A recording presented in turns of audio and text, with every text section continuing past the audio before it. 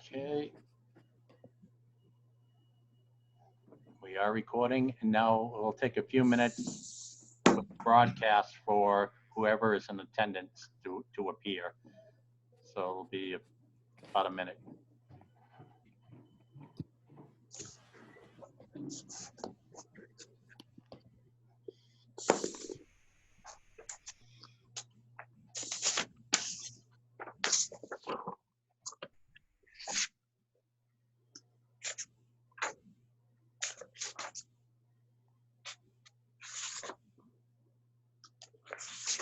Dave, should we wait a few minutes for the others, or? Just give a couple more.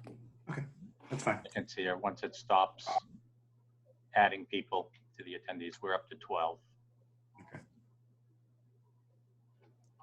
Actually, just lost somebody. They realized it was a finance committee. Yeah. We've had that before, walk in and out. Hello, Carol. Hi, Carol. Hi, Carol. No audio yet. Hi, Carol.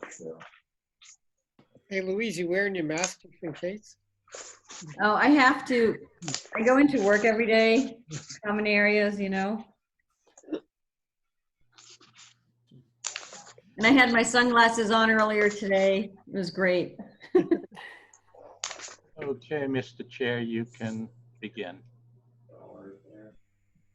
Okay, hello, everybody, and welcome. I call to order the March 20th, 2020 meeting of the Needham Finance Committee. May 20th. Thank you very much. Already I made an error. Thank you, Dick. May 20th, 2020. As a preliminary matter, I am Tom Jacob, Finance Committee Chair. Permit me to confirm all members and persons anticipated on the agenda are present and hear me. Members, when I call your name, please respond in the affirmative. Carol Fischetti.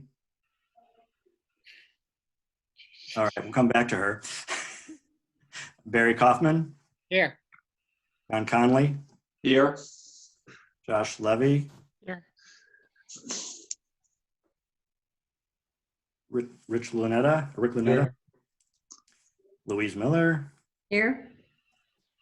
Dick Riley. Here. And staff person Louise Misgard. Here. And I know Carol's here somewhere. We'll circle back to her. We have anticipated speakers this evening who will be recognized when the committee is addressing the related agenda item that the speaker is here to address. Good evening. This open meeting of the Needham Finance Committee is being conducted remotely, consistent with Governor Baker's executive order of March 12th, 2020, due to the current state of emergency in the Commonwealth due to the outbreak of the COVID-19 virus. In order to mitigate the transmission of the COVID-19 virus, we've been advised and directed by the Commonwealth to suspend public gatherings, and as such, the governor's order suspends the requirement of the open meeting law to have all meetings in a publicly accessible physical location. Further, all members of the public bodies are allowed and encouraged to participate remotely. The order allows public bodies to meet entirely remotely so long as reasonable public access is afforded so that the public can follow along with the deliberations of the meeting. Ensuring public access is to ensure public participation unless such participation is required by law. Except for the agenda item entitled Citizens Request to Address the Finance Committee, this meeting will not feature public comment. For this meeting, the Finance Committee is convening by Zoom app as posted on the town's website identifying how the public may join. Please note the meeting is being recorded and that some attendees are participating by video conference. Accordingly, please be aware that others may be able to see you, so take care not to screen share your computer. Anything that you broadcast may be captured by the recording. All supporting materials that have been provided members of this body will be available on the town's website unless otherwise noted. The public is encouraged to follow along using the posted agenda. We are now turning to the first agenda item. Before we do so, permit me to cover some ground rules for the effective and clear conduct of our business and to ensure accurate meeting minutes. I will introduce each speaker on the agenda. After they conclude their remarks, the chair will go down the line of members, inviting each by name to provide any comment, questions, or motions. Please hold until your name is called. Further, please remember to mute your phone or computer when you are not speaking. Please remember to speak clearly and in a way that helps generate accurate minutes. Committee members, if you wish to speak subsequent to being called, please physically raise your hand so I may recognize you. For any response, please wait until I yield the floor to you and please state your name before speaking. Finally, each vote taken this evening will be conducted by roll call vote. And with that, we start our meeting and begin with the first agenda item, which is citizens' request to address the Finance Committee. If anybody not on the committee who is interested in speaking would like to do so, please click on the raise hand button at the bottom of the Zoom app. I'll give you a couple of minutes to find that and for people to respond.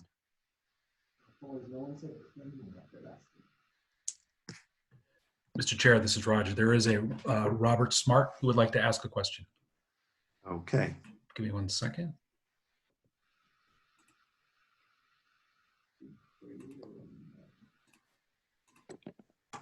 Okay, Mr. Smart?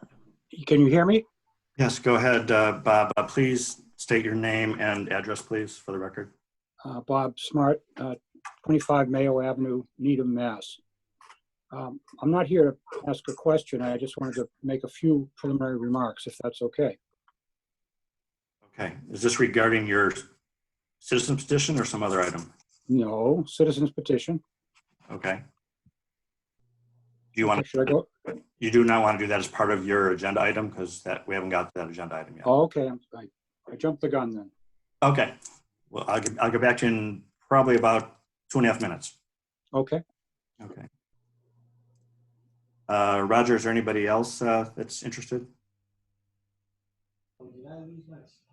Nope, we're all set for I now. don't, Okay, looks fine. great. I'd like to move to the next agenda item, which is the approval of the minutes of the February 26th meeting. We have a motion to approve So moved. Whoop. and a second. Okay, so Louise moved.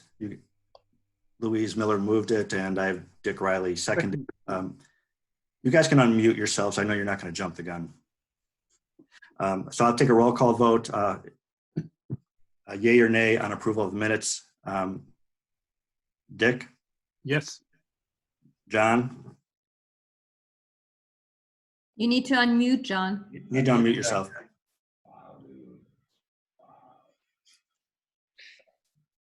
Yes. Thank you. Rick? Yes. Barry? Yes. Josh? Yes. Carol, we're reviewing the minutes and looking for approval. Did she not hear me?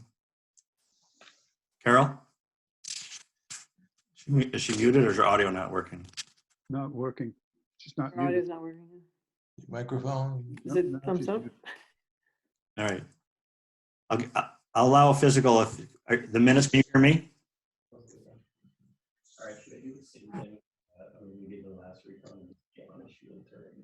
All right. Louise Miller. Yes.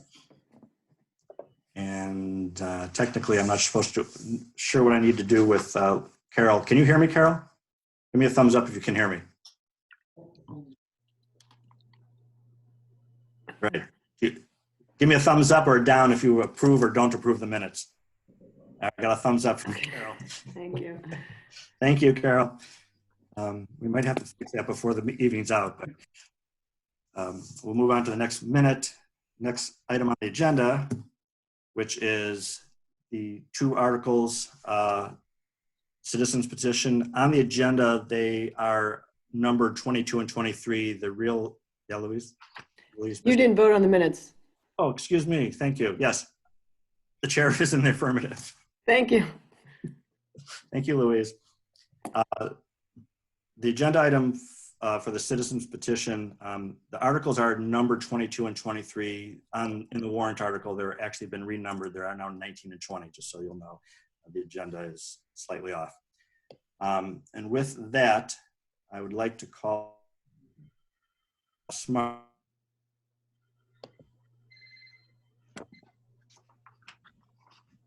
Bob, are you there? I'm here. Can you hear me? Great. Hey, Tom, Carol logged off as logging back in. Okay. Bob, I'm going to turn it over to you. We have our Vice Chair, Carol Fischetti, is having some technical difficulties and is going to re-log in and hopefully get her audio working. Okay. Give me 30 seconds or a minute or two.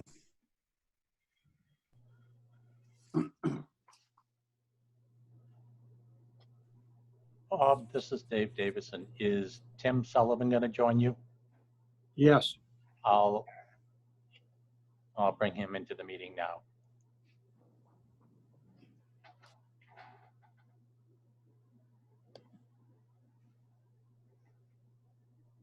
Hi, Carol, can you hear me?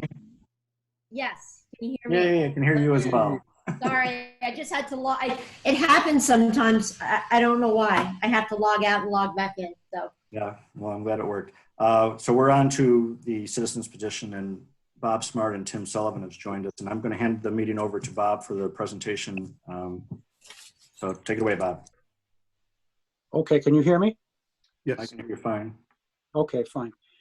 So I'm here with Tim Sullivan, Lisa Hogarty, I believe Joshua Greenberg, and MK O'Connor from Children's, and also Sean Manning from VHB, who's the traffic and parking consultant for Children's. Thanks for having us to the meeting. The select board, I don't know if you've heard, but they voted unanimously on two motions earlier today. One was that town meeting is going forward outdoors at Memorial Park at 5 p.m. on June 8th with a couple of rain dates. And they also voted unanimously to recommend that our article be approved. We expect a favorable recommendation from the planning board on June 2nd. Our article proposes to amend the use table for the New England Business Center to allow a pediatric medical facility by special permit. It also proposes a parking standard for this use, one space for every 290 square feet of floor area. The town's peer review consultant, Beta Group, has agreed that our proposed parking standard is appropriate and that the traffic generation analysis we provided is reasonable. That's it. At this point, I'd like to turn it over to Tim Sullivan. Thank you, Bob.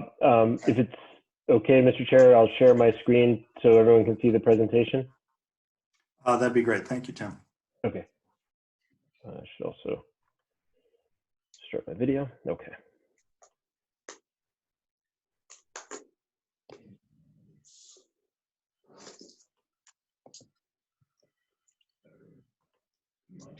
Okay. Is that visible for everybody? Yes, for me. Yes. Okay, great. Again, Tim Sullivan of Goulston and Stores here on behalf of Boston Children's Hospital tonight. Thank you. The first slide here is a summary of the four items we'd like to touch upon tonight. And of course, we're available for questions and comments from the committee. First, I'd like to just go through very briefly the zoning amendment, touch upon where we are in the planning board review process, where we've been in the planning board review process, a bit on the proposed agreements with the town, the agreement regarding payments in lieu of taxes and the host community agreement, and some of the additional benefits we see from this project moving forward in addition to taxes. So first, on the zoning amendment, I know we were here a time ago to talk about the zoning amendment, but I just want to refresh everyone's memory as to what it is we're proposing. So on the screen now, we have an aerial view of the New England Business Center outlined in yellow. Just to orient everybody, on the left side of the screen is 128 Highland Avenue on the top, the Newton Needham Town Line on the right, and Cutler Park and Kendrick on the bottom of the screen. So this is the extent of the New England Business Center. And we're proposing an amendment to allow a new special permit use within the New England Business Center. Our amendment really consists of three parts. we spoke in detail at the last meeting about the language, but in essence, there's really three things. First, we're amending the zoning bylaw to add the definition of a pediatric hospital. Second, we're creating a new pediatric medical facility use allowed by special permit in the New England Business Center.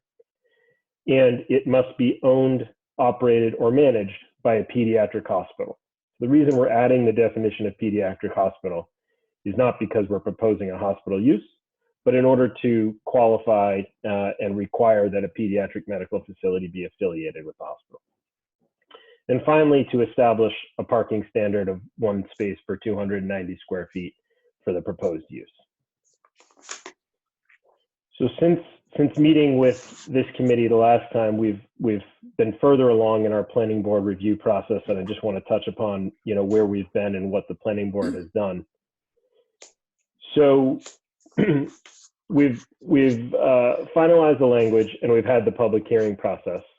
But as part of that review process, the town engaged a peer review consultant to look at the parking standard and the trip generation associated with a development under this zoning.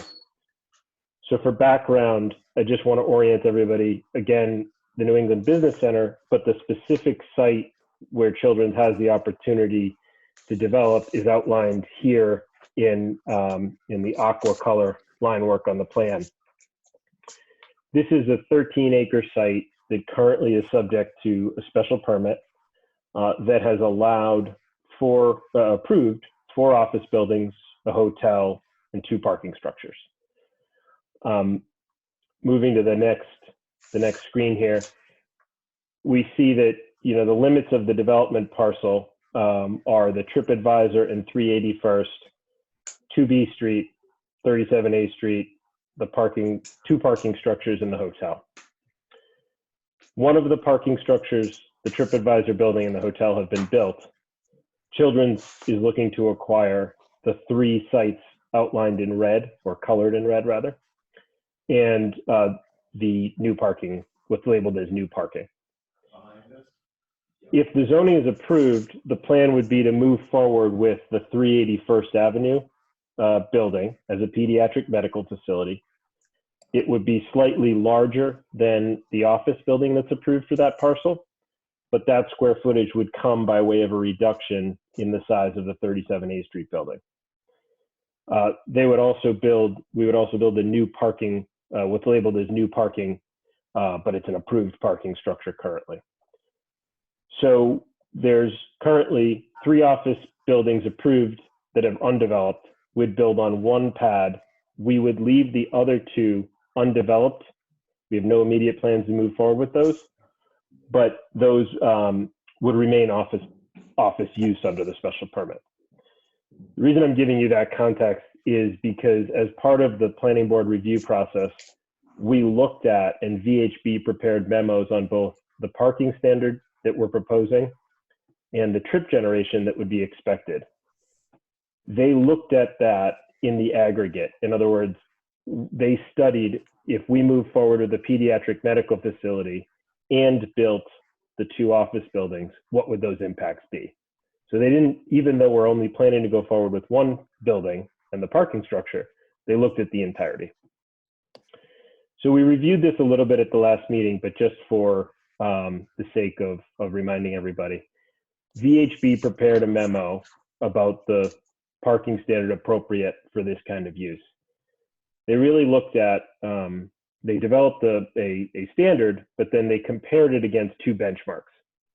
One being other satellite campuses for Children's, the Waltham site and those sites of that nature.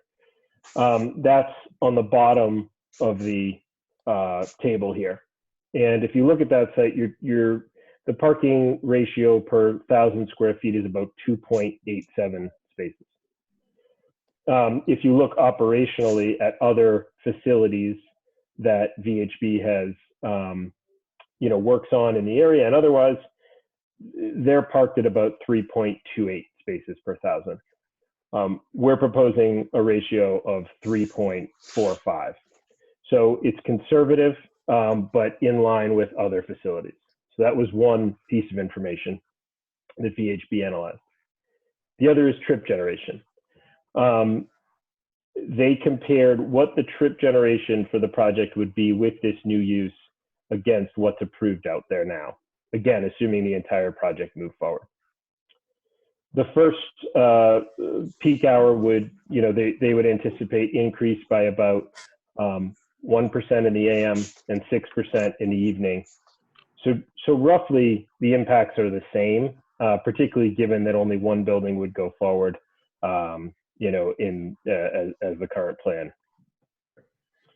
So Beta was reviewed as the peer review consultant, and their conclusion with respect to the parking standard memo and the trip generation memo was that the parking ratio is acceptable and that the trip generation was accurate. So we've completed the peer review process, we've completed the hearing process, and as Bob mentioned, we're awaiting a recommendation from the planning board at this point. The next thing I'd like to touch upon is the proposed agreements regarding payments to the town. First, an agreement regarding payment in lieu of taxes. It was very clear at the outset when we met with the town that it was important to the town to have what would otherwise be a tax generating property continue to generate tax revenues. So the agreement that we've been working on with town council provides for annual pilot payments to the town equal to the amount that would otherwise be due to the town in property taxes for an office use. That would be adjusted annually based on the percentage increase or decrease in the overall tax levy.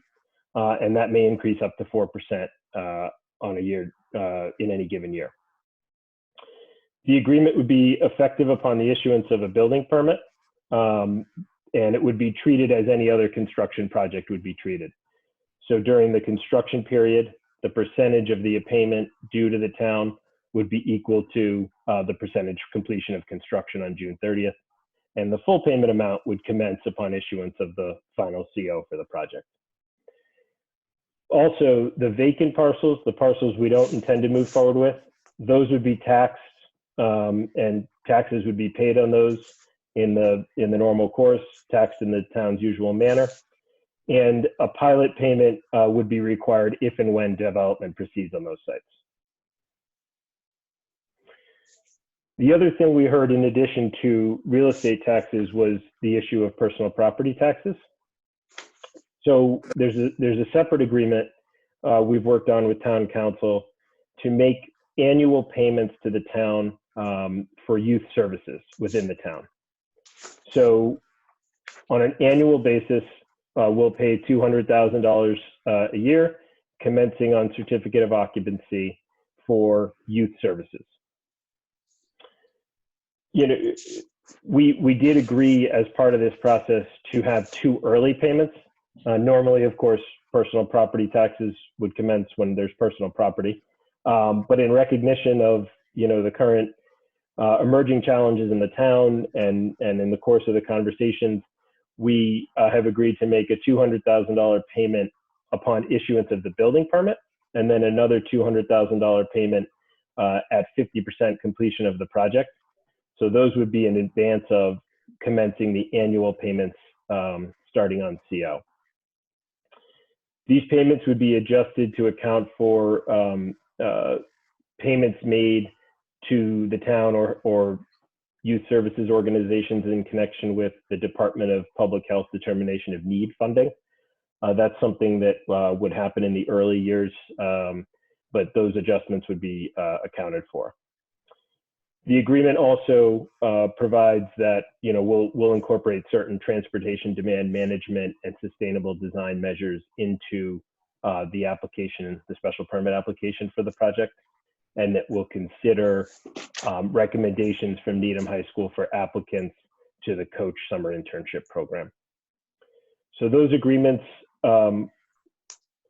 we've worked on with Town Council. They're in final form.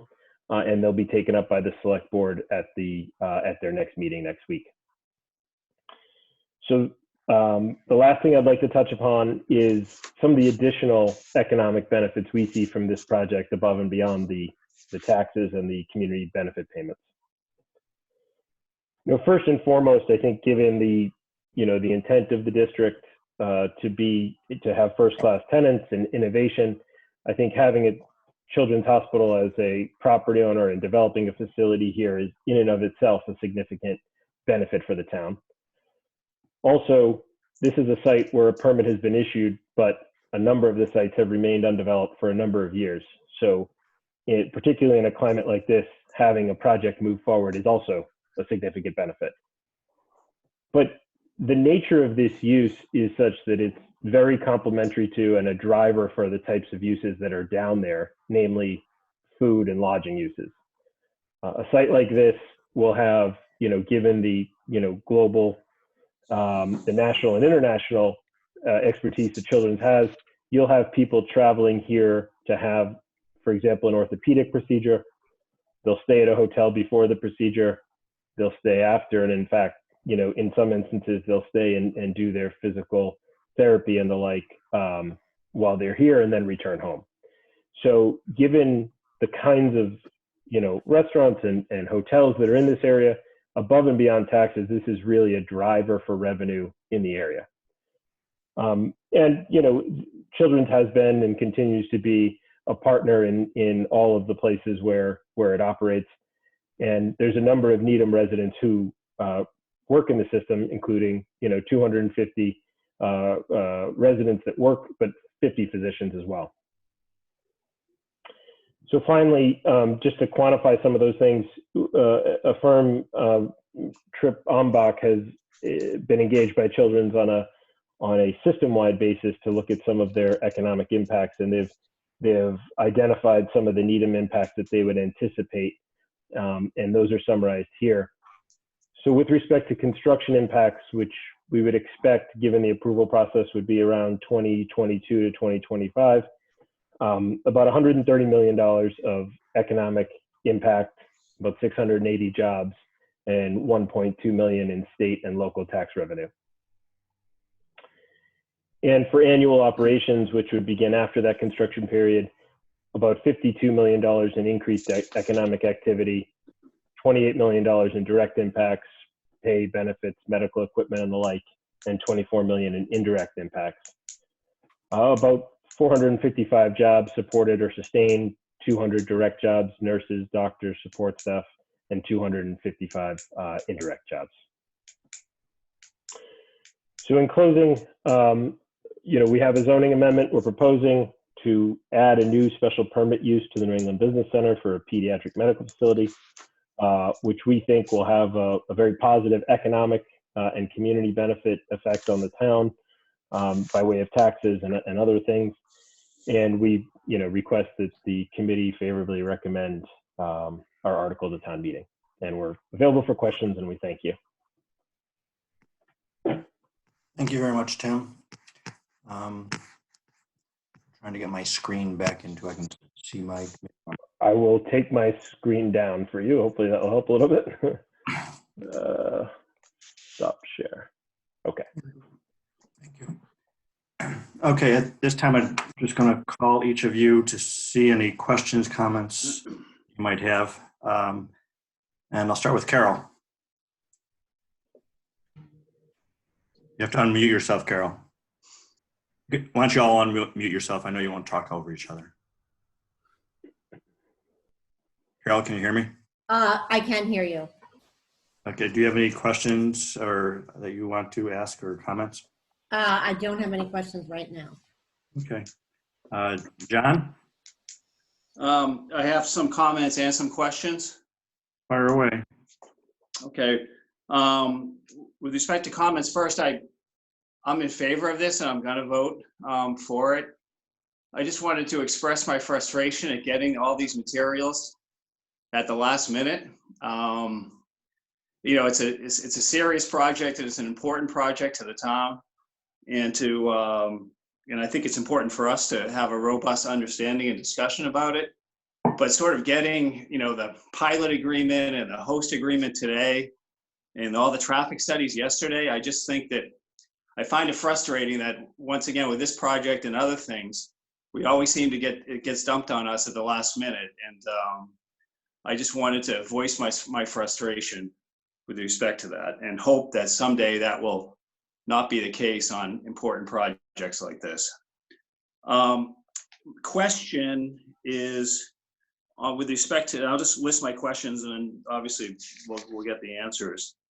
On the pilot, what is, and I didn't have enough time to go through the agreement, and then the presentation talks about the amount of the pilot payment would be up to what the property taxes would be. Well, one, what is that amount and how is that amount determined? And I'd like to hear that and actually see what the real dollars are with respect to that.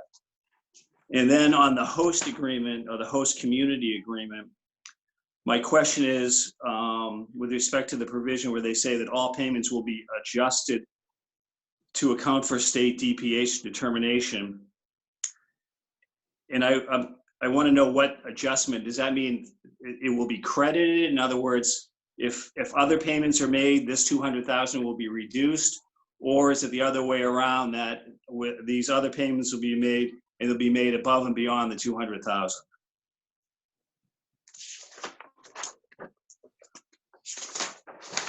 And so those are my questions at this point in time. Bob or Tim, do you want to address those? Sure. So on the first question regarding the amount, it would be the annual payment would be about 1.2 million for the taxes. There's a calculation set forth in there, but it's basically real estate taxes for an office use. But it's in section 1 of the pilot, and it's set forth in there. But the calculation would work out to about 1.2 million.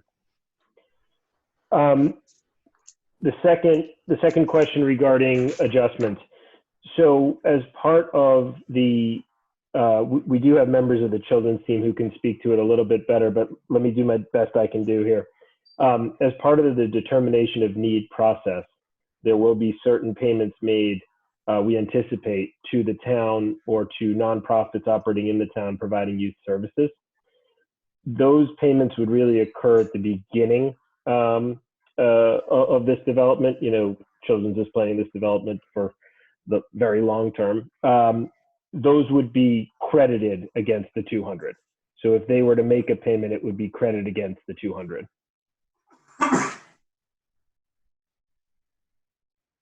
John, do you have a follow-up? And I guess what's the reason for that? And will those monies that are credited be monies that go to Needham, or would they be monies that might go to other places or other programs that are outside of Needham and Needham residents? No, they would either go to the town of Needham or to nonprofits providing services within the town of Needham, approved by the select board. Okay. Thank you. Okay, Dick, do you have any questions, comments? Yeah, mine, I got two questions. The first relates to the host agreement in which the provision was made relative to the personal property. Is there any estimate of what the personal property taxes would have been or would be without this type of agreement? In other words, how much potential revenue are we talking about that would otherwise flow to the town? And my second question is, well, I'm going to put a totally unrelated. My memory was that the expectation that this would be day surgery, very little, but under emergency, I suppose, such as we're going through at the moment, the facility could be used for purposes such as COVID-19 care.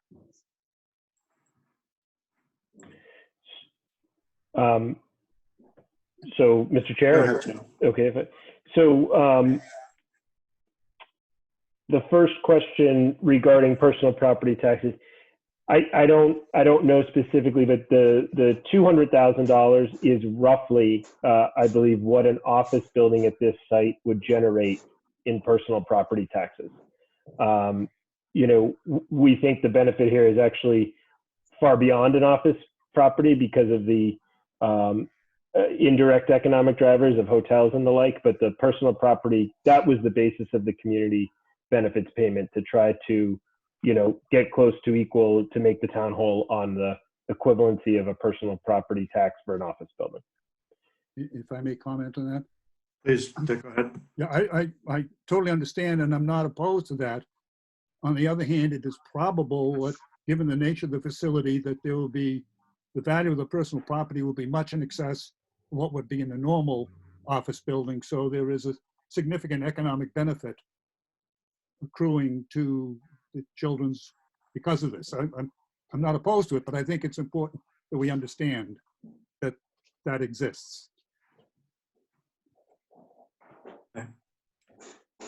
Tim, do you have a comment on that, or his second question about, I guess I'll summarize it as emergency uses, and what is there? Sure. Well, just on the first point, I think really overall, we think that this project to the town will have a much greater economic benefit between the real estate taxes, the annual community benefit payment, and the impact on surrounding uses than an office building at this site. On the second point, so there's no emergency department and no overnight beds. So I certainly don't know the ins and outs of the current pandemic, but I think the ability to have overnight beds would probably be a large part of that kind of thing. So I doubt that would really be something that would be done here. It would be my initial response.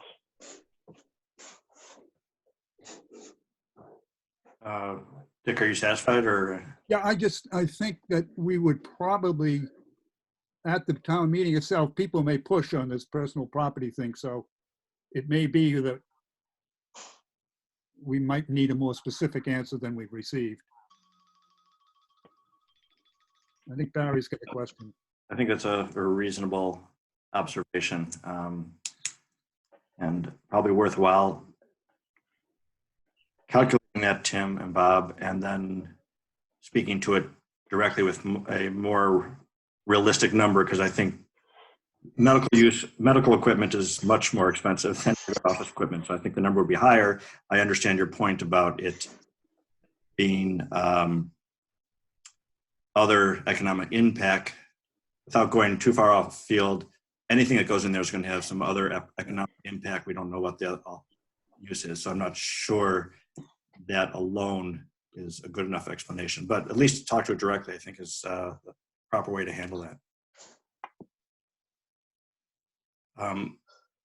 Does anybody have actually a comment or a follow-up on that particular item? Barry? I do.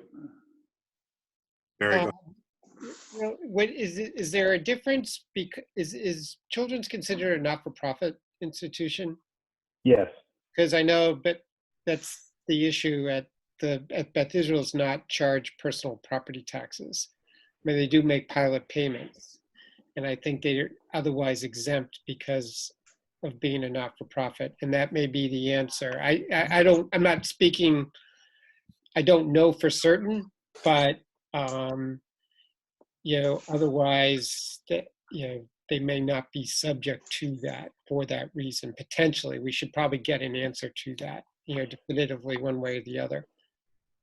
I can answer that affirmatively. Yes, they do not. Children's does not pay personal property taxes in any other circumstance. There, yeah, they are exempt. Okay. Josh? This might be a question for the select board. I'm curious if we could get a list, if they have it already, of the nonprofit organizations that would be eligible to receive the determination of need payments, which would then be credited against the $200,000 payment in lieu of personal property tax. I don't think that would exist until we got into the process and those were identified and then approved by the select board. At this point, they have approval rights over those. The only credit that's outlined is to the town specifically. Anything else would have to be approved by the select board. And for youth services.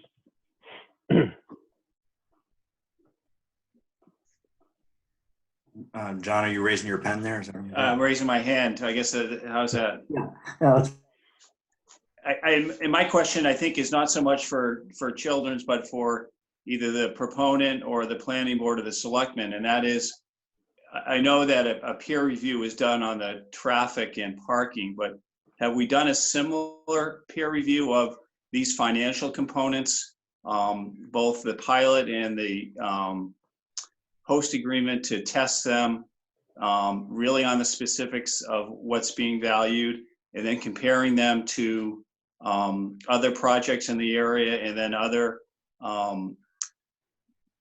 similar type pilot and host agreements in other communities, just to make sure that we're in line, as opposed to a deal exists here that's out of line?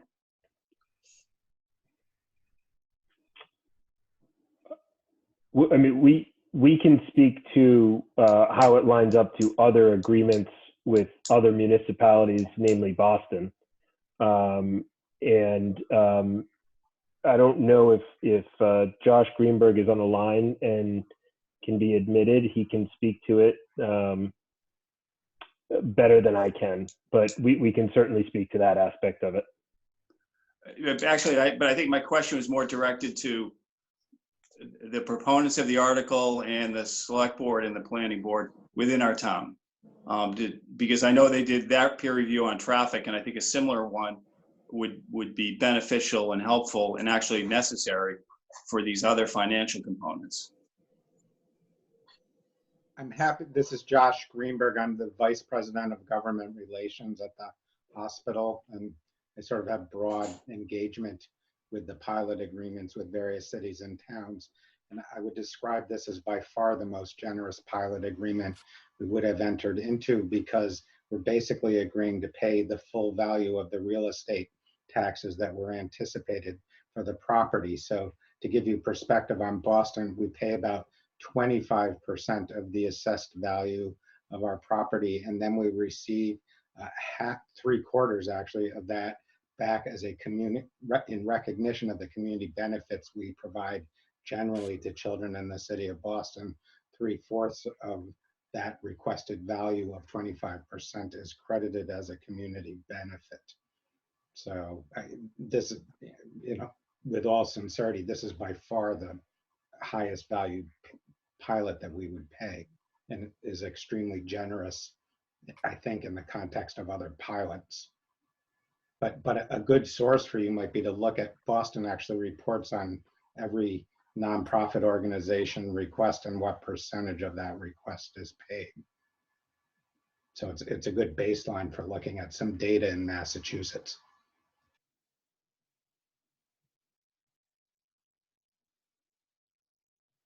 Okay, let me move on to some other members to get, Barry, do you have any questions or comments you want to add other than what you've already done? No other questions. I do think this is a great project for the area, and with significant benefits, ancillary benefits. And certainly, I think timing wise, it's actually, I think this will be very helpful.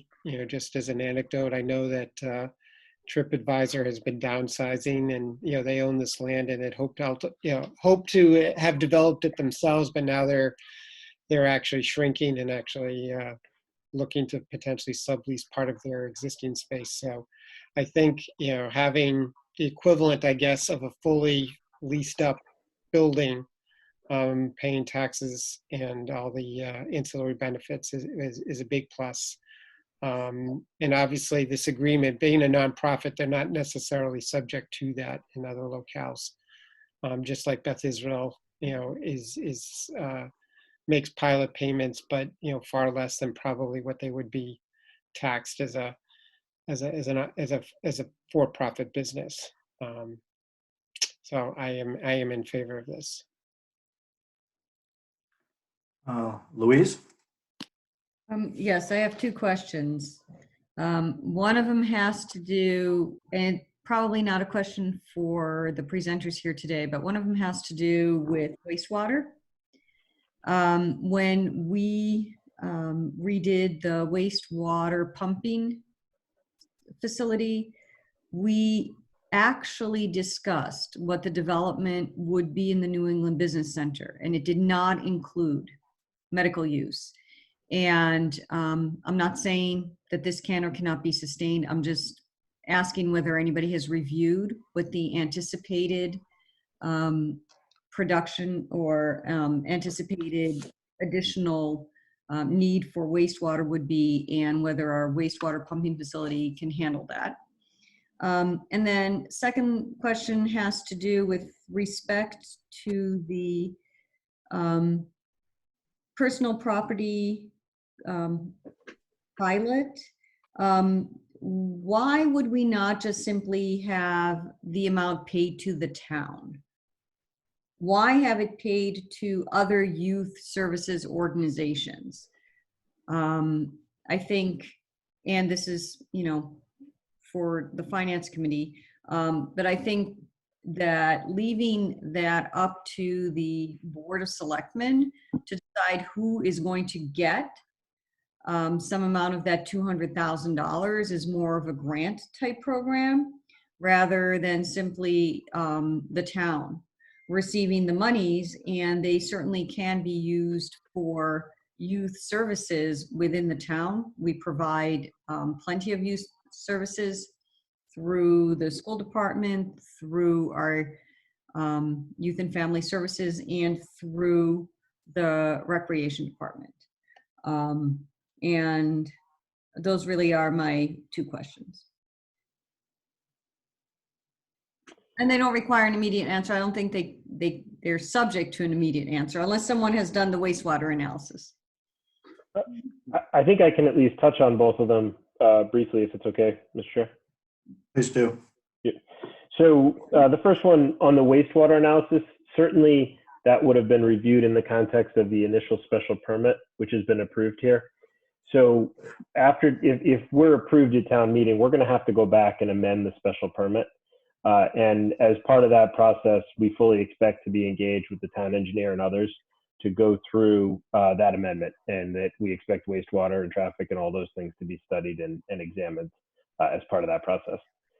And then as far as the host community agreement, just to be clear, the payments being made under the host community agreement are made to the town. The credits that can be received if we are making payments otherwise through the determination of need process, the town can make a determination that we get a credit for those against the 200,000. But the payments we are making are to the town. Great. Thank you. Dick, do you have a follow-up? Yes. Could you explain what the determination of need concept is all about? I'm not familiar with the term and therefore don't really understand its implication. Well, since Josh has been let into the room, I may ask him to do that because he's going to do it better than I can. Sure. As a requirement of the development of any significant healthcare facility in the state of Massachusetts, the Department of Public Health has to approve the development of that facility. And as part of the approval process, the facility developer has to provide community benefits as a portion of the investment. And the Department of Public Health requires like a fairly rigorous community health planning process around where those community benefits would go. They typically involve city public health agencies.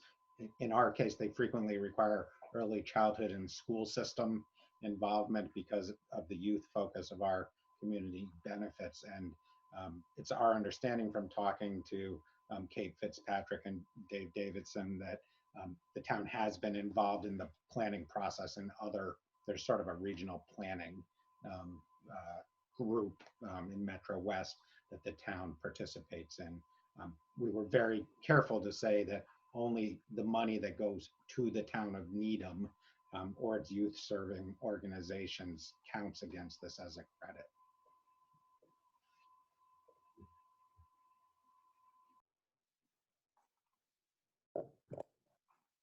Okay. Actually, I have a follow-up question. I'm a little confused on this now. I'm more confused now than I was when I started. The $200,000 host payment, I'm hearing it being paid to the town, but then I'm saying here it's credit against something. And I'm hearing that the select board is going to identify the appropriate youth charities that are going to receive this money. So I don't know if this question is for you, Tim, or maybe it's for Dave Davison. How do we account for that 200,000? Is there a special fund on the side, or I'm a little confused on the flow of the money. I can talk to the agreement part. Dave would probably be better to talk about how it's booked with the town, but the agreement requires us to pay $200,000 to the town on an annual basis for youth services, period. That $200,000, we would receive credit against that in a year if we otherwise make payments for youth services to either the town or nonprofits approved by the town as part of our determination of need funding process. So does the DON process, is this the community benefit that Josh was speaking to? Is that why youth services are being, obviously it's children, Yes. so that's why you've chosen youth, but is that the requirement? Is that the connection between the DON process and the youth services? Yes. Okay.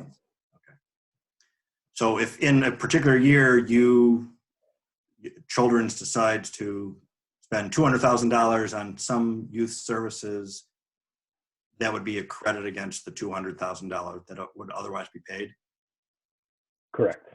To the town, and that $200,000 that you would give to this directly to the youth services would have to be approved by the select board? Yes. Okay. I think I follow now. Thank you. And Dave?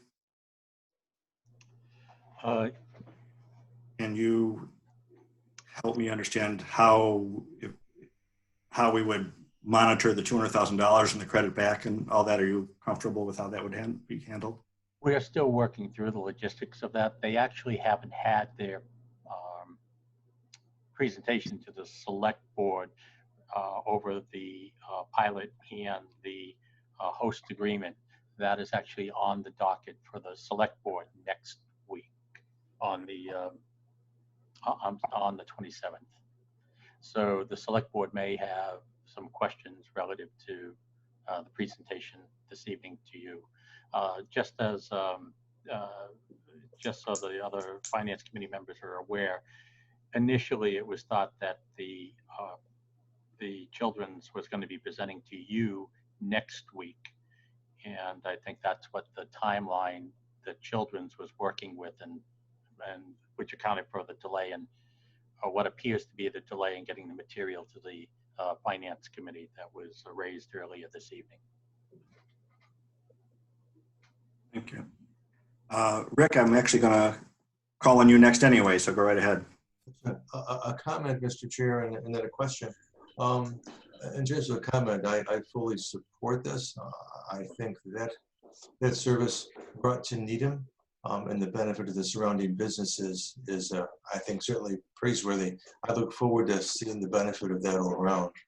Question, once again, that $200,000, not to maybe beat this dead horse, but in terms of the youth services that money will go towards, are those youth services in the town of Needham, or can they be youth services anywhere in the Commonwealth? This is Josh Greenberg again. Again, our interest here is in supporting youth services in the town of Needham. So the only thing that counts is in the town of Needham. And maybe I just haven't sort of expressed this the right way.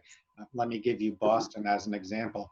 Every year we sit down with city officials from Boston, the folks who run the school health programs in the schools, the folks at the Boston Public Health Commission who run all the youth serving stuff there, the Boston Centers for Children and Youth, and we asked them what are their projects that they would like to fund in a given year. And it's a collaborative conversation.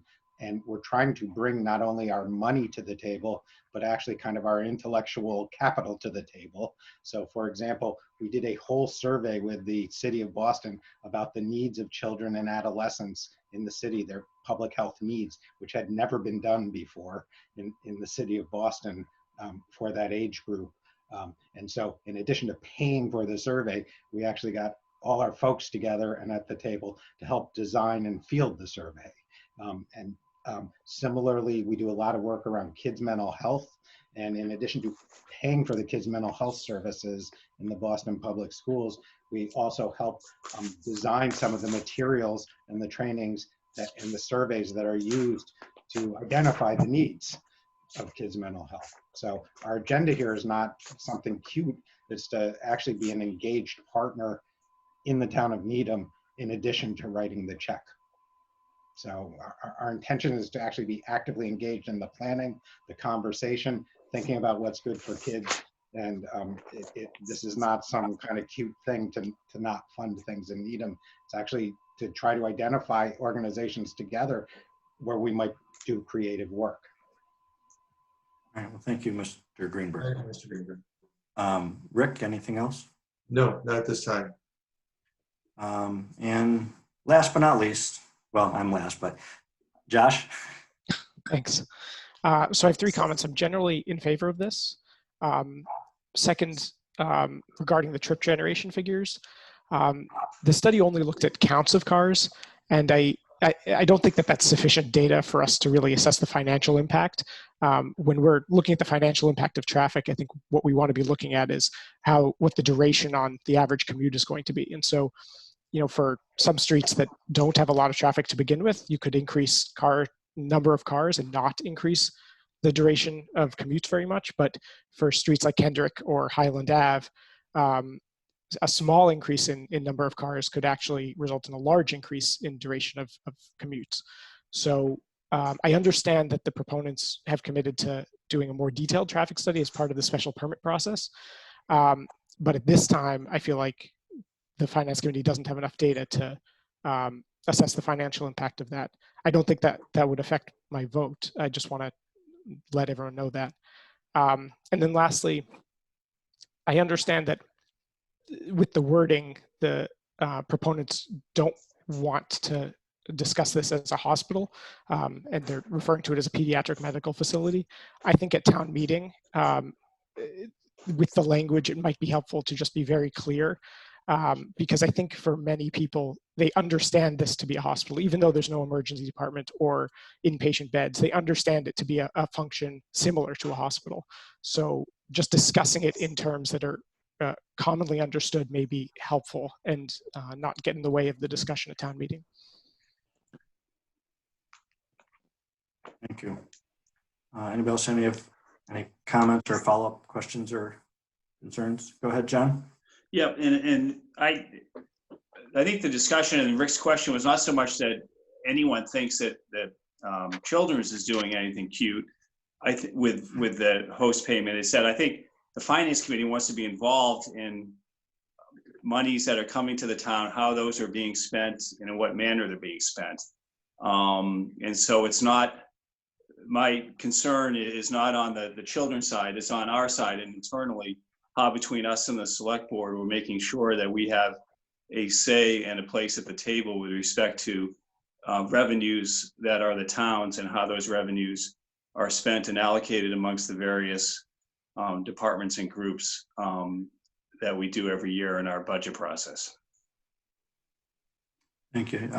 Dick?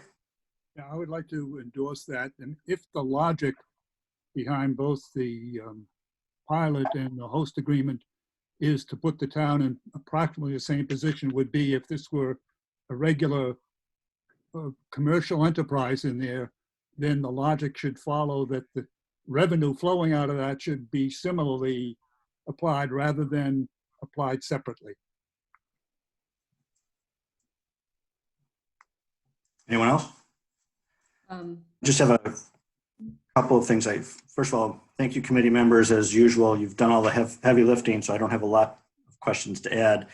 I will say, as others have mentioned, I am in favor of this project. I think it'll be a great addition to Needham, and so I hope the children's people don't see it as an interrogation by us. We are just looking out for the town's best interest.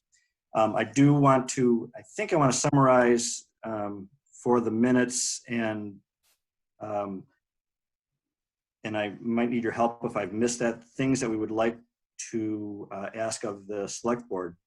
I think one of the things, and I appreciate the comment about the pilot, that the pilot comparables are that we are very favorably compared, but nonetheless, I think it's our due diligence to make sure that we have double checked that. So I think that's something we should work with the select board to try to find any comparables. Secondly, wastewater impact. I appreciate Tim's comment, but I just want to make sure that that is answered to Louise's satisfaction. And then the third thing I have is, and I agree with what John commented, I'm perfectly fine with the host committee, host agreement monies and youth services. I, like most finance committee members, would like to have finance committee at least review and understand where those monies are going. And so those are three things that I think we'd like to convey to the select board. But I will say that none of those items would make me not vote in favor at this point. Did I miss anything that we should ask for this select board? Rick? Just maybe one amendment to your last point. Yep. Besides knowing where the money is going, the criteria that's being used to select, there are many organizations here in town, community council and their CAP program, the school in terms of youth, there's all kinds of needy programs here. Yep. Besides knowing where the money is going, I'd like to know the criteria in which it's being used to determine the allocation of the funds as well. Yeah, no, that's a great observation. So we'll add that as well. Anything else? Oh, well, thank you, Bob, Josh, and Tim. Appreciate the presentation. Very thorough. And we will deliberate on this, and you will hear the results at some point. Thank you for your time. We appreciate it. Thank you. Thanks. Thank you. Thank you.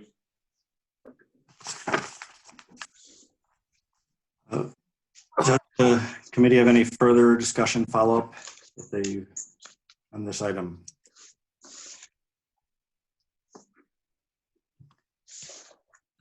Is anybody interested in entertaining a motion? We also have the next meeting if you want to think on it. Well, I think in light of the statements you made and aptly summed it up, Tom, that I'd like to hear responses to those items from the selectmen and then vote at that time. It's more than reasonable. Any other comments or? No, I agree. I think we should just wait to have them present to the select board. Okay. And whatever the next draft of the agreement is. And honestly, I do agree, John, with your statement that these came way too late. I don't think I realized there was a host pilot agreement involved in this. Yeah, Dave spoke to it just briefly. There was a shuffle of the scheduling. We essentially at the request of others moved the presentation from next week to this week. And so I think we caught the little off guard.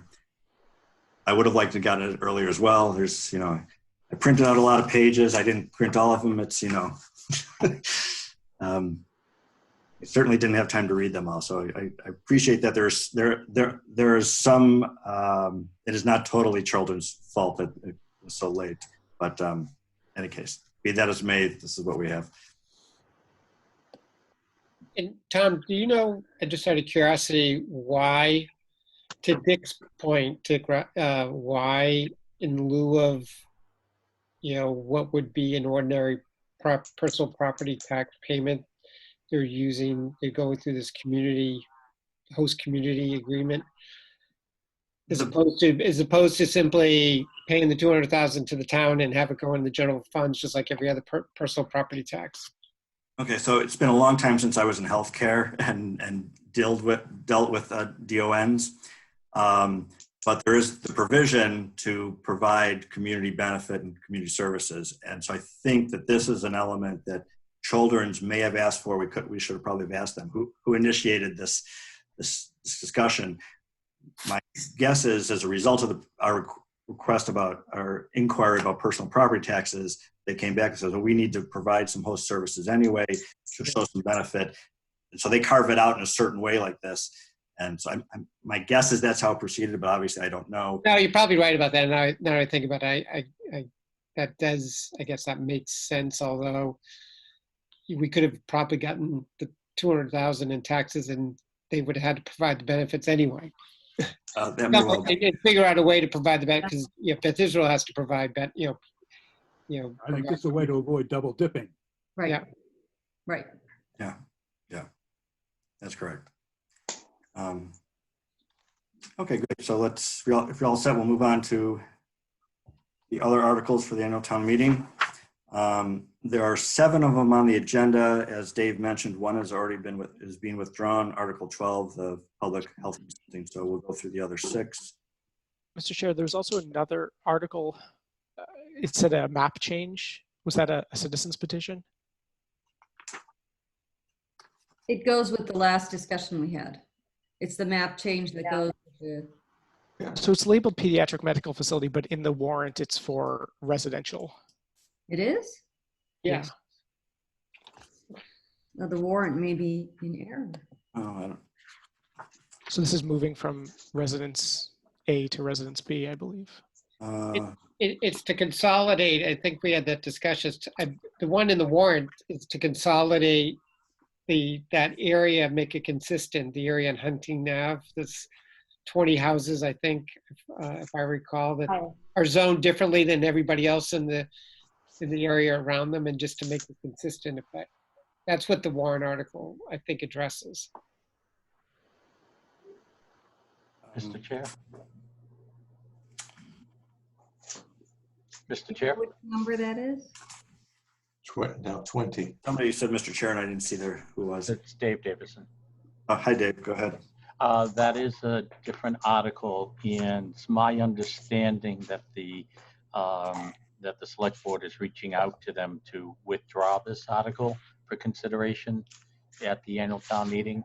And in agreement, because it is a citizens petition, the select board will add it to the October town meeting in the desire to have as short a town meeting as possible. Okay, but then in the chance that they don't withdraw it, are we going to have them come in next week, or I guess that'll be part of the process, but we need to have this on next week's agenda just in case. I'll put them on there. Okay, good. We don't have a long agenda next week, so. I got a little longer because we have to review this one again too. Thanks, Josh, for catching that. I just assumed they were the same. I didn't read the details. Appreciate it. You're welcome. Article 3, elected officers' salaries. Mr. Chair, this is the annual article that sets the elected officials' salaries. There are 2 positions in town that are providing compensation. First is the members of the select board are paid a stipend. The stipends have been the same since 1977. And then the second is for the town clerk. the town clerk is a full-time employee and acts just as any manager does in the town. The recommendation of the salaries comes from the Personnel Board, which is recommending the amount in the warrant article, and it's reflective of the average change in compensation for other managers. Can you give me the number, because I have the old printout in front of me. I don't have the new one in front of me. Yes, Mr. Chair, it is for a starting town clerk, $89,402, and for the current town clerk, the salary will be $110,634, plus the longevity and other benefits. Gotcha. And what is the percent change from last year? 3.59. Thank you. Mr. Chair. Dick? There's just in the write-up as a reference to buyback of, where was it, that buyback of sick leave and vacation is included in the recommended salary and compensation. How much is that of the total? Mr. Chair, the amount is, first to explain to the committee, this represents that the town clerk who has been in office for, she probably prefer not that I say that, but been a while. And there used to be compensation that was paid to managers that if they had unused sick time, that a portion of that is purchased upon retirement. And this town clerk is eligible for that, and is stated in the warrant article that upon retirement would be paid for in an amount not to exceed the $69,899. And if there is unused vacation, just as any employee of in the Commonwealth of Massachusetts, the state law does not allow an employee to forfeit unused vacation time. It would not exceed 11,488.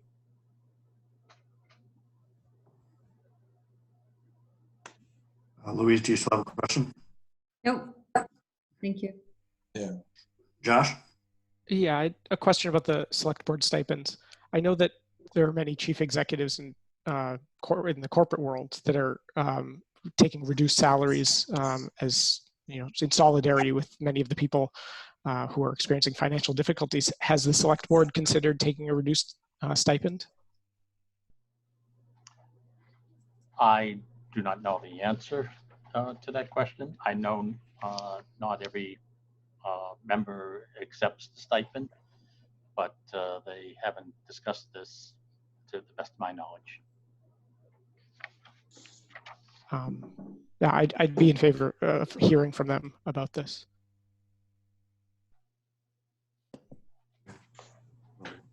Include that in the minutes.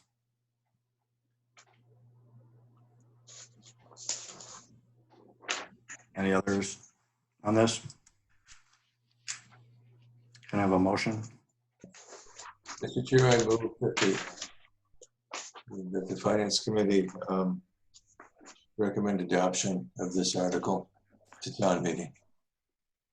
I second the motion. And I'll do a roll call vote. Please let me know your position by yay or nay. Dick? Yes. John? Yes. Rick? Yes. Barry? Yes. Josh? Yes. Louise? Yes. Carol? You're muted. I need to hear you. Yes. Thank you. And the chair votes yes. It's unanimous. Thank you. Article 4, is that right? Yes. Article 4, collective bargaining police union. Are you doing this, Dave? The town manager will. Kate's here. Okay. Tom? Hi, Kate. He's muted. You're muted. Yep, there you go. Go ahead, Kate. We're on the police union. Thank you, Mr. Chair. If it would be appropriate, the agreements are virtually identical. So if I could just speak to all three of them at the same time. I have no problem with that. Okay. So we had been negotiating with the fire union and the police union for quite a while, and there were some significant changes in staffing that delayed our process. I'm sorry, I have to interrupt you. I have to recuse myself. Do you want me to just do police then? You're on mute, Louise. She's recusing herself, I believe, because I'm recusing myself from this discussion. Do you want to? We can do it separate. We can separate the fire if you want. It's up to you. I'm fine. Recusing myself from the entire discussion. Okay. Okay. So as I was saying, the processes usually we're usually done faster, but there were some changes in personnel and changes in leadership that delayed us to this point. We'd also been working on some long-term initiatives with both the police and the fire departments that we are continuing to work on with them through the next contract. We did recommend to the select board, and they agreed to a one-year contract extension for the current year so that we could provide the salary adjustment to all three units for FY20, and also to pay for those FY20 costs with FY20 funds at this town meeting. And so the contract calls for a 2% increase effective July 1, 2019, and a 1% increase effective January 1, 2020, effectively a 2.5% increase. Also fairly in line with the units that have already settled for, on the town side, the units have already settled for FY20, ranging from 2.5% to 3% for those groups. There are some minor language changes, including the removal of the agency fee language, which has been was struck down by the Supreme Court, and an increase in the private detail rate of $3.50. Again, some other minor technical changes, but basically a carrot forward to keep us moving in discussions with all three units towards some other goals for the next year. Okay. Questions, comments? Josh? Yeah. So a couple of questions. This these agreements would expire June 30th, 2020. That seems soon. I know we can't get into strategy, but was it sought to have longer term agreements? Yes. Okay.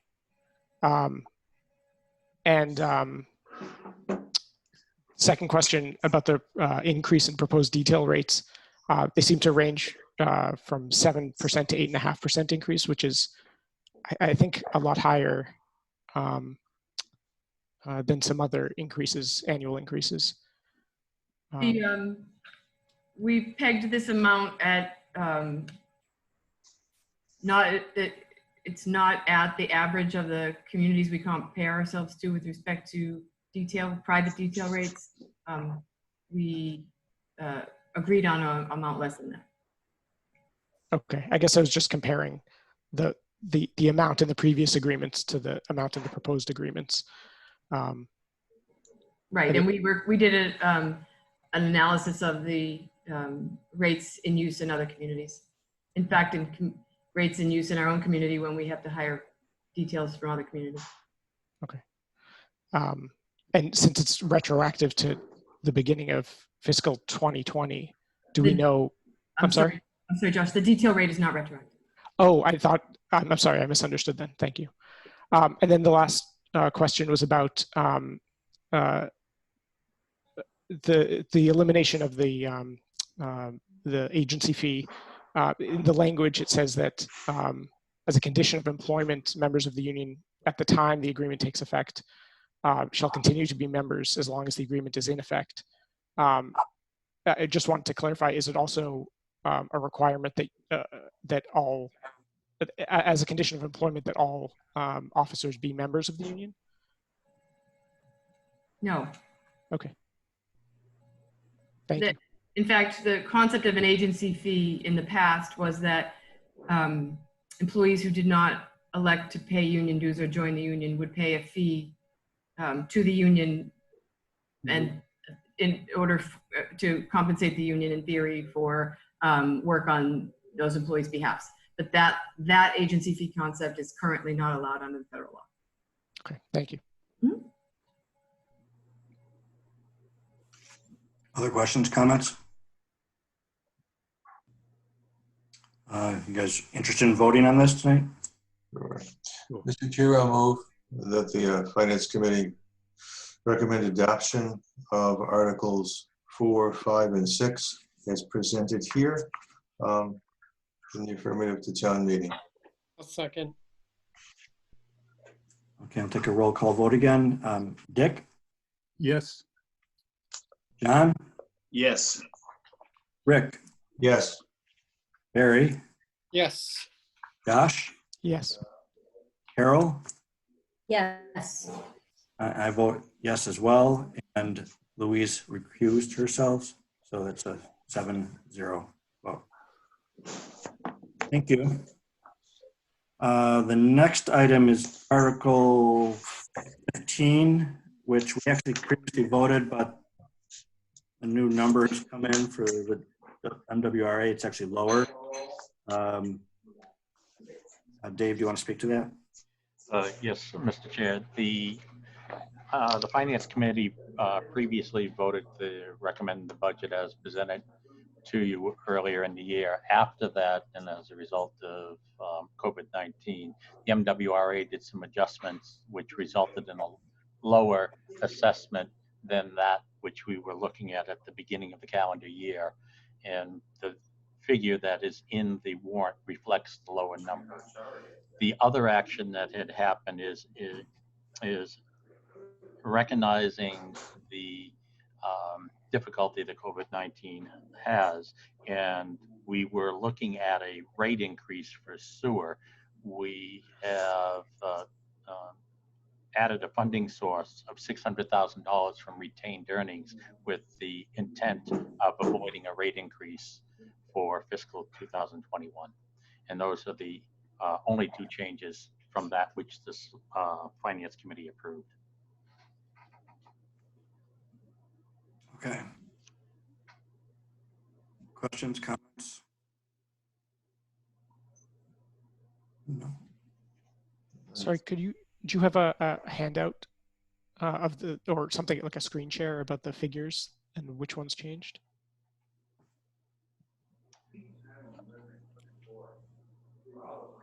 I do not. What changed was the MWRA assessment, which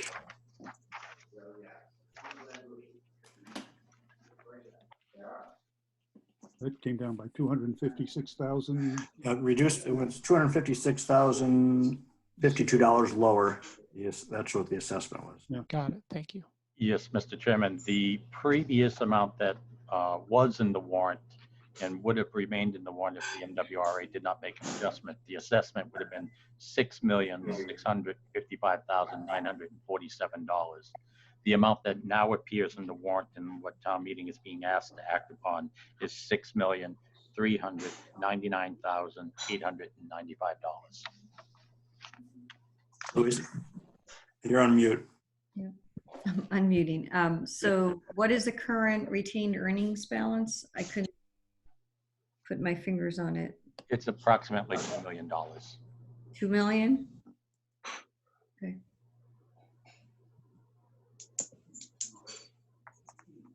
Mr. Chair? Yep. David, could you explain the, you mentioned COVID-19 regarding increasing the overall cost. Could you explain that some more? I don't understand. I must have misspoke. The MWRA, as a result of the COVID-19 emergency, reduced the assessments to the cities and towns that they had sent us back in February. And that's the change.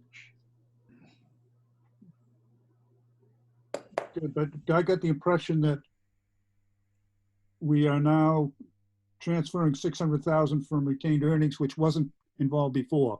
And if I'm wrong in that, then I take it back, but I'm confused. I apologize. The 600,000 is being used in order to avoid a rate increase. We were looking at a rate increase for fiscal 2021. To remind the committee, one of our largest users and contributor to the water and sewer rates ceased production last year. And as a result, we were looking in a 3-year phase-in to offset the impact of that customer departure. The recommendation to the select board when they hold their public hearing in the summer will be not to increase the rates for fiscal 2021. And in order to do that, we needed to use fund balance, which is retained earnings, to satisfy the appropriation. Thank you. And the water rates are also going to remain the same for next year? Yes, the water rates would not have to increase. Any questions? So we probably need to revote this since it's different numbers. Mr. Chair, I move that the committee recommend approval of Article 15, appropriate to fiscal year 2021 sewer enterprise fund budget. As amended. As presented in the warrant. Second. Second. Thanks, Louise. Roll call vote. Again, Dick? Yes. John? Yes. Rick? Yes. Barry? Yes. Josh? Yes. Louise? Yes. Carol? Yes. And Chair votes yes, unanimous. And our last article for this evening is the general fund cash capital.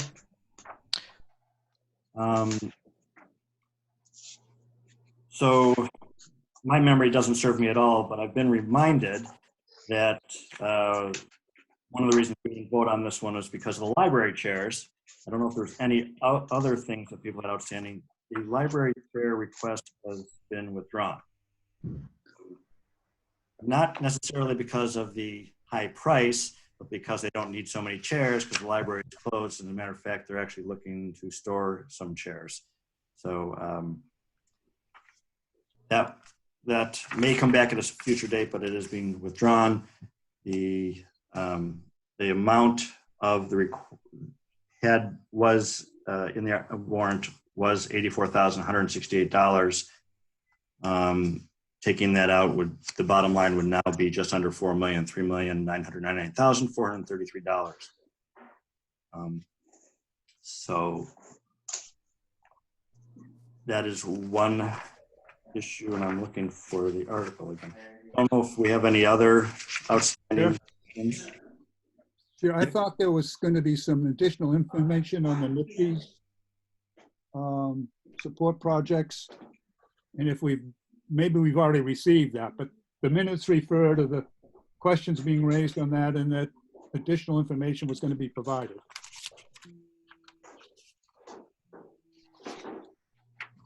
Okay, can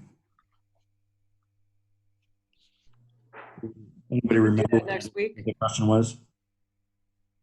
I think we just want to document some of the items that were being, because part of it is for consulting and then part of it's going to be for actual work. And I think there was a request for a breakdown of the elements of the total request. I think, Josh, you would raise some questions on it too, as I recall. Well, yes. So I think part 195,000, I recall, is being pulled out as part of a separate warrant article. I don't know if that's been pulled or if that's going through with all the changes to the warrant. And then with regards to cash capital, the 770,000, I don't recall the exact questions about that, except that I was curious initially about whether or not this was contingent upon that $195,000 and what the results of that study was going to be. I think the answer was no, that the $770,000 would be spent regardless. Luis, could I ask you to check the minutes and see if there is some stuff that is outstanding? Yes, I'll look that up. And then there's one other item in there. There's an item for public safety, personal protective equipment. I assume that, and this is an amount that, this is a pre-COVID-19 number. And just in case a question comes up at the town meeting, does that need to be adjusted at all because of the COVID-19? Mr. Chair, if I could, first, the last question first, the answer is no, it's not related to COVID-19. And the type of personal protective equipment we're discussing actually has to do with protection from heat and fire and smoke, not COVID-19. Relative to the question about the 195,000, that article is still going forward. That was made as a separate financial warrant article at the request of the Finance Committee, which did vote to recommend that appropriation. The detail on the 770,000, I do not know if that was provided, so I think it would be appropriate to take this up again at your next meeting. Okay. And as the chair mentioned, the library has withdrawn the request for the chair replacement. And again, as noted, they're anticipating that at least for the foreseeable future, they're going to need to change the layout of chairs, which will, in order to promote social distancing, which would mean that they're not going to need as many chairs. So they anticipate having a longer life with the existing chairs. Okay. Are there any other items that require follow-up? John, go ahead. No, I'm looking at the warrant that Louise sent to us this afternoon, and it still does have the library furniture in there at $84,168.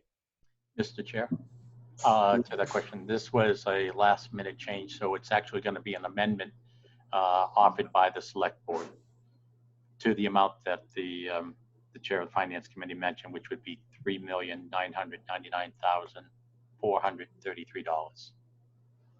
Okay, I was just pointing that out. So now we know what's going to happen. Barry? I was just looking at the minutes, and it does reflect that Karis was going to provide a list for the NIPD's expenditure, but obviously we don't have it.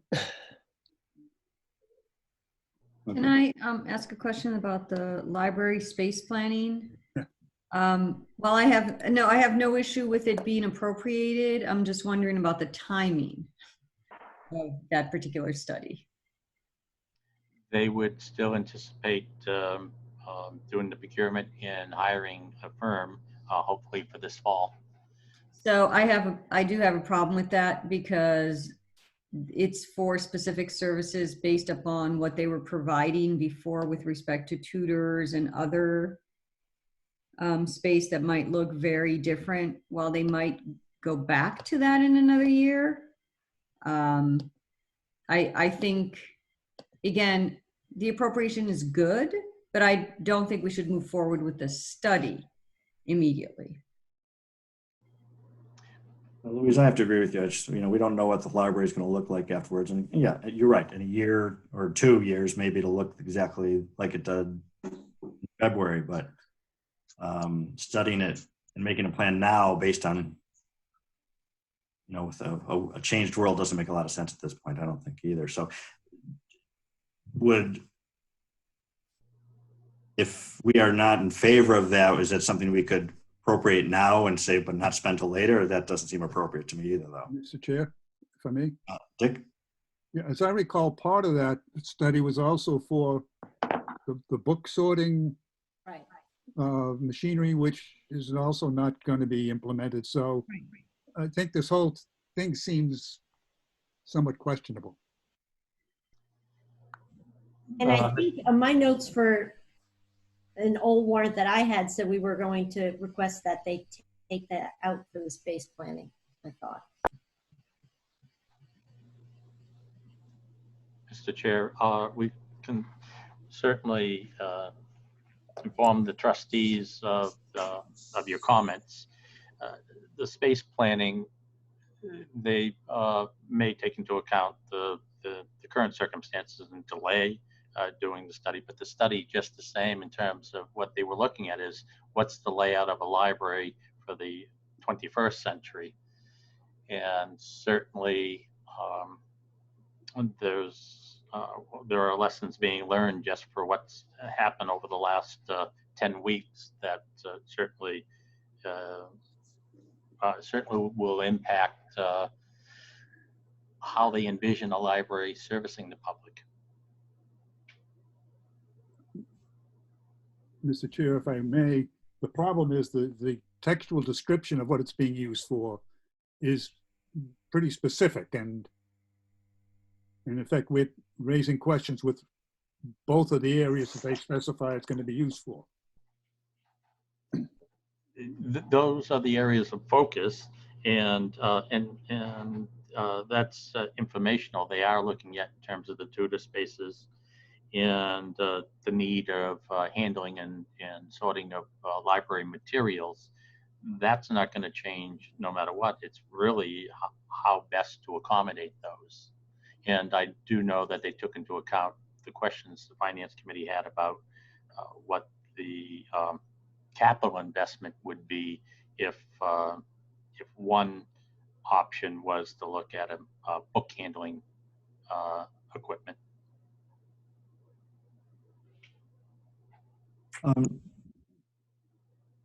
Dave, I think it would be the trustees' best interest to maybe shed a little light on this in light of our questions in terms of they can either attend next week or provide a document if they prefer, explaining how the COVID-19 may impact their space planning thinking.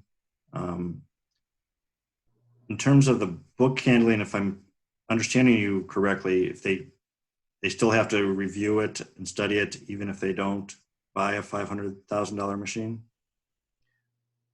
They don't believe the way they handle the books now is optimum. So yes, they're going to be looking at how better to process the processing of books, both outgoing and incoming. Okay. Okay. Well, I think I'm not sure who would do that. Maybe it's my responsibility, but somebody needs to express to the trustees that we need a little more information, if there's some questions.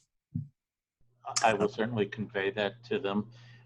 I can also say that the trustees will probably say that's part of the reason they need the space plan study is in order to educate themselves.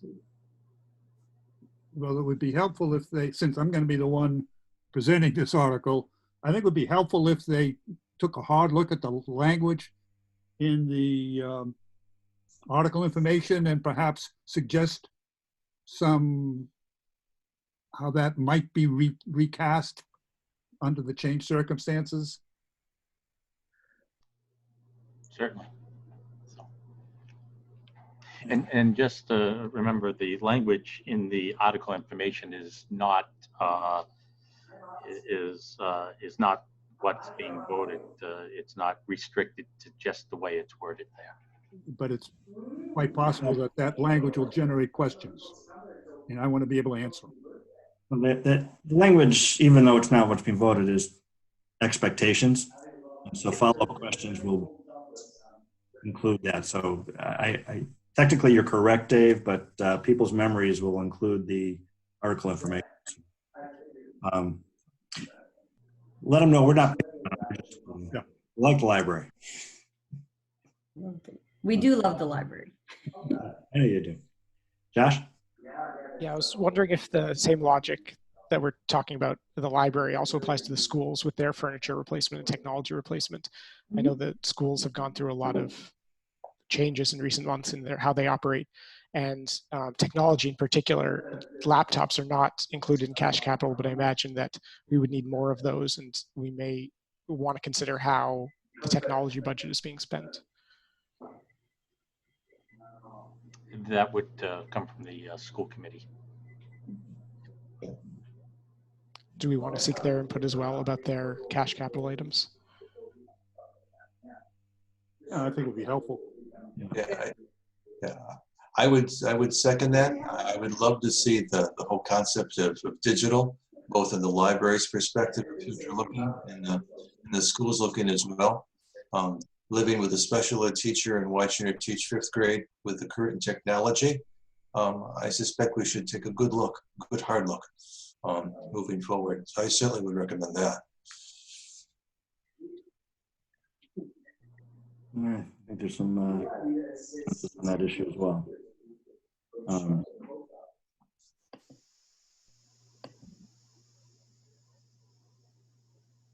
Okay, any other items of concern? All right, we'll bring that week. Given the number of questions, I'm not sure we'll vote it next week, but let's see what happens. See if we get a quick turnaround. Hopefully without getting documented 5 p.m. on Wednesday, but do what we can. Dave, you wanted to talk about update on the warrants, on some warrant changes? Yes, Mr. Chair. As the Finance Committee is probably aware, there's been a number of articles that have been withdrawn. It's been over phases. We started with an initial removal of about 13 articles back in April, given the uncertainty with the COVID-19 emergency, and the fact is there were several articles that would require a bit of preparation and time from individuals who were being involved in responding to the COVID-19 related issues. And so it was thought and selected board and presented to the select board to. I'm sorry for interrupting. There's some background noise coming from the house. John, can you mute? I think it should come from your house. From the noisy people in my house? We've gone a little long, I understand, but all right, that sounds better. Thank you. Dave, go ahead. And as such, all the articles from the CPC, they certainly wanted more input from the public and such. And given the difficulty of holding public meetings in person, and actually now the restriction to that, a number of articles were withdrawn and would be taken up in October. Since that time, as everybody's aware, the situation continues to be questionable. The stay-at-home advisory lasted longer than at the time that we pulled those back, and the interest is to shorten the town meeting from the traditional three nights that usually happen. So the select board at its previous meeting withdrew a number of articles, and the special town meeting was actually scaled back to 3 articles, and then it was scaled back to 2 articles. And just this evening, another article was withdrawn by the select board. So, and this is all with the intent of trying to keep the town meeting for this year to one day, if at all possible, and that these issues can be taken up hopefully at the October special town meeting. Quick, just logistical question. So the special town meeting is scheduled for June 15th. The annual town meeting is scheduled for the 8th. Or we combine them? Mr. Chairman, yes, the select board actually changed the June 15th special town meeting, and that is also on June 8th. Okay. And then as a result of this action of the board today, of making the annual town meeting starting at 5 p.m. on the 8th of June, the special town meeting will be at 5:30 on the 8th of June. Mr. Chair, Josh, go ahead. did the select board make any accommodations for virtual participation, or is that even possible for annual town meeting? Currently, under state law, only in-person town meetings are allowed. There's certainly Needham Cable will do what it does relative to town meeting, but currently there is no allowance for town meetings to be held virtually. I did hear that Ms. Lexington is intending to have their town meeting virtually, irrespective of the law. Can't hear you. Louise, on you. Louise, go ahead. So then you risk invalidating all of the actions of town meeting. So The question I have is obviously there'll be space identified for all town meeting members. What about residents that might attend? How will they be handled? Mr. Chair, we're still working out all the logistics in terms of where parking will be, in terms of ensuring social distancing, in terms of getting into the town meeting location, as well as the layout of town meeting. But all those factors will be encouraged. It is also, Mr. Chair, one of the reasons the select board was working with the citizen petitioners, because generally those are the types of articles that would bring more people out, and hence to have those articles taken up in the fall rather than now. Hopefully the fall will be a better situation. Hopefully. I certainly do applaud the fact that we've gone away from the multiple rooms in the high school, so I appreciate that. Dick? Yeah, a couple of questions. One, is it expected that we'll be making the same type of presentations, or is it going to be some different format to the town meeting, number one? And number two, given the reconstructed ending, should we be taking a look at, I don't know, are the assignments reasonably spread out now, or do some people have a lot and others none? So taking the second question first, Louise and I looked at that, and they're actually pretty balanced. Nobody has more than 3, I think is correct. And nobody has 0. So everybody has 1, 2, or 3, I believe. Correct, Louise? Ms. Yeah. On the other, the presentations at this time, presenters are being requested to record them. And I heard yesterday, and I'm not sure if it still holds true, that the recordings were actually supposed to be completed by like the 29th of May or the 1st of June. Seemed like a relatively compacted time. I don't know if that's still intention, Dave, and if so, why do they have to be done so early? Mr. Chair, I actually don't have the details behind that. I know the intent is to have presentations pre-recorded, and so to give town meeting members an opportunity to see the arguments for the request. But the specifics of timing, I don't have that specific information. I don't know if you, obviously I'm asking a question you may not know the answers to. Will the pre-recorded presentations be then aired the evening of town meeting? Or is everybody expected to have reviewed them ahead of time? I believe the intent, in order so the town meeting can move quicker, at a quicker pace, is to have them posted up online before town meeting to give people an opportunity to see the presentation, so that that portion of town meeting can move quicker. I'm not sure. So will they not be presented at town meeting though? I mean, is there going to be some sort of video way to show these, or? Again, that's an area that I'm not involved with in the logistics. I know the moderator is working with the select board and in terms of the logistics on that.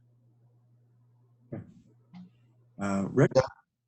Two questions. First one is I just took a survey, like probably you all did, and it asked relative to the room setup, and are we still not being in classrooms? First question. Second question is, will we get a chance to see what the proponents are presenting?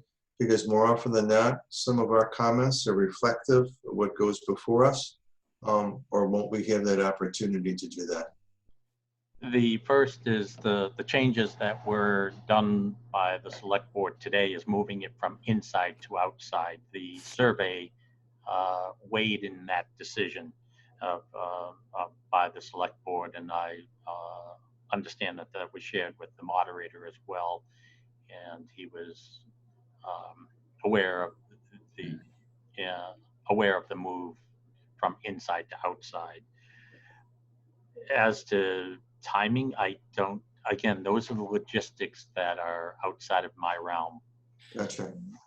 So initial thought on that, this will be outside and they'll be pre-recorded, then there really won't be any way for anyone to see presentations at all then if we're outside, unless there's some huge screen we're going to be watching. Or I don't mean to beat this horse, and if we don't have answers, I'll withdraw all this stuff. But I'm just curious what the thought has been. Again, perhaps you could put this on the next agenda, because the people who are actually involved in pulling this together, you should have them here to speak to it. And certainly the moderator and the select board. I am not doing the organization of town meeting and that logistical, so I can't do it justice to answer any of most of the questions that the members have. I would sidestep this one too, Dave, if I were you. Back in the day, they didn't have microphones. Yeah, I mean, I don't know how others feel. I don't pre-recorded presentations will actually be effective, and I'd rather have people prepare handouts instead of doing overhead slides and give live presentations and people could look at the handouts. I think it'll just be better back and forth. It might be a little longer, but I don't think everybody's going to be asking. I don't think everybody's going to want to be there very long anyway, so I don't think there's going to be a lot of extraneous questions, but that's just my 2 cents. And the next one is COVID-19 revenue changes, the FY20 budget, and as you know, we have a number of questions and concerns about next year's revenue and the end of this year's revenue. And so, fire away, Dave. Let us know what you think. Yes, the warrant, the abbreviated warrant, is reflective of the changes to our revenue estimates. We've reduced our revenue estimates in terms of local receipts. We've reduced our estimates in terms of state aid, and we've withdrawn a number of articles in order to conserve free cash for this town meeting. The area of uncertainty, which can be addressed in October if it becomes necessary, is state aid in terms of Chapter 78, that's education aid. The state will not have a budget in time for this town meeting. The state will not have a budget in time for the start of the fiscal year, which is July 1st. They will be adopting a budget sometime in the summer months. Revenues at the state level are down, but partly that is true because the April 15th due date for taxes was extended out to July 15th. So the state is not going to have a sense of income tax until July 15th, because generally people who have to pay wait till the last possible moment to pay. The April revenues were down by 50%, and from what would be anticipated for April. And again, that's attributed to pushing out the state income tax filing deadline to July 15th. Calendar year 2019 was a very strong, robust economy. Wages were up, profits were up, capital gains were up. So, and of course, income tax collections and what would have been filed for by April 15th would have been reflective of the economy as of December 31st. That has not changed. It's just a matter when those revenues come in July. And those are the reasons why the state cannot yet adopt the budget. They need to see that. There's certainly an expectation that revenues will be down, but there's also an expectation that the economy will be slowly reopening and improving as we get later into calendar year 2020, and certainly by the second half of fiscal 2021. But even with that, and understanding that there would be there may be some amendments, we still made reductions to our estimates. We assumed a number of state aid programs that the town would receive nothing. Property tax exemptions, we're assuming nothing from the Commonwealth. Veterans benefits, we're assuming nothing from the Commonwealth. Library aid, we're assuming nothing from the Commonwealth. Unrestricted general governmental aid, we're assuming a 20% reduction comparable to what's happening with lottery receipts for the year. For Chapter 70, we are using the governor's submitted budget. We did reduce that slightly for the full-day kindergarten, and anticipating that we may not receive 100% of the revenue that that we were thinking that we would receive in fiscal 2021. We could, but I've added a contingency for that. And the reason why Chapter 70 we're not assuming a major hit is because it is the Commonwealth has legal obligations to ensure parity across the Commonwealth and to avoid court actions, to ensure that there's a minimum amount of aid contributed to each school district. Needham is effectively a minimum aid community, and to reduce the aid to Needham would mean that the legislature would have to make significant reductions to other school districts which receive a significant portion of their total school budget from the Commonwealth in the area of 40, 50, 60, 70%. And therefore, I think the legislature and the governor will do their best to ensure that that is the last category of aid to be impacted. But should it be impacted even more so than what's anticipated, that is why we would be looking at making necessary adjustments in October. So Dave, all those adjustments you talked about, in terms of real dollars, what are we talking? At this point, the estimates are down $3 million from the of recurring revenue from that which we were discussing back in February. And refresh my memory, what's our total Chapter 70 school funds that we get? 70 is approximately $10 million. Okay. Hey, Dave, can I ask a quick question? So that's all revenue related. Can you talk about what, if any actions have been taken on the expense side? The same thing, we're taking a wait to see, and we would, the idea of having to reopen and hold the hearings on all the budgets again and have departments recalculate the budgets just didn't seem doable, and there's so many uncertainties that we deemed it again, we can address those in October. I mean, there are areas that expenses have gone down, such as in, fuel and energy costs. But there are other areas such as health equipment and personal protective gear and such, which have increased in cost. So there would be a number of ups and downs. There's also legislation pending that will that we're hoping to address special education costs, which could impact October. So that is the reason that we've taken the wait and see. But the important thing that we did is made the changes to see if the revenues that are within our control are reflective of where we reasonably assume them to be. And that's why we made the adjustments that we have. Dick? Yeah, it looks like based on the email from Dan Goodaccounts that there's a lot of motion in the school budget, in that they took some apparently very significant actions in constraining hiring, producing a surplus there, but now they're projecting a lot of expenses associated with summer programs and so forth.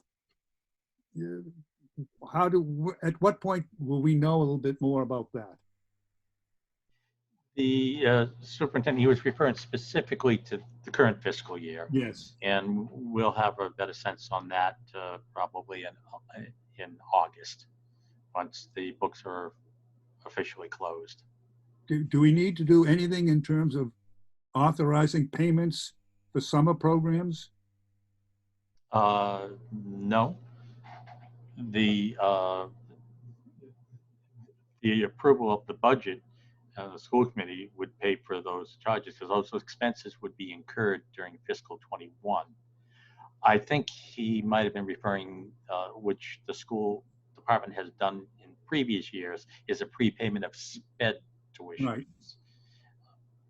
But it sounded different. It sounded like they were anticipating extra special ed expenses. I may be reading more into it than he intended, but I wouldn't be surprised that there would have to be extra special ed expenses, since the kids would have lost a lot of this last several months. And if you aren't continuing the special ed attention, there can be serious slippage in the amongst the student body.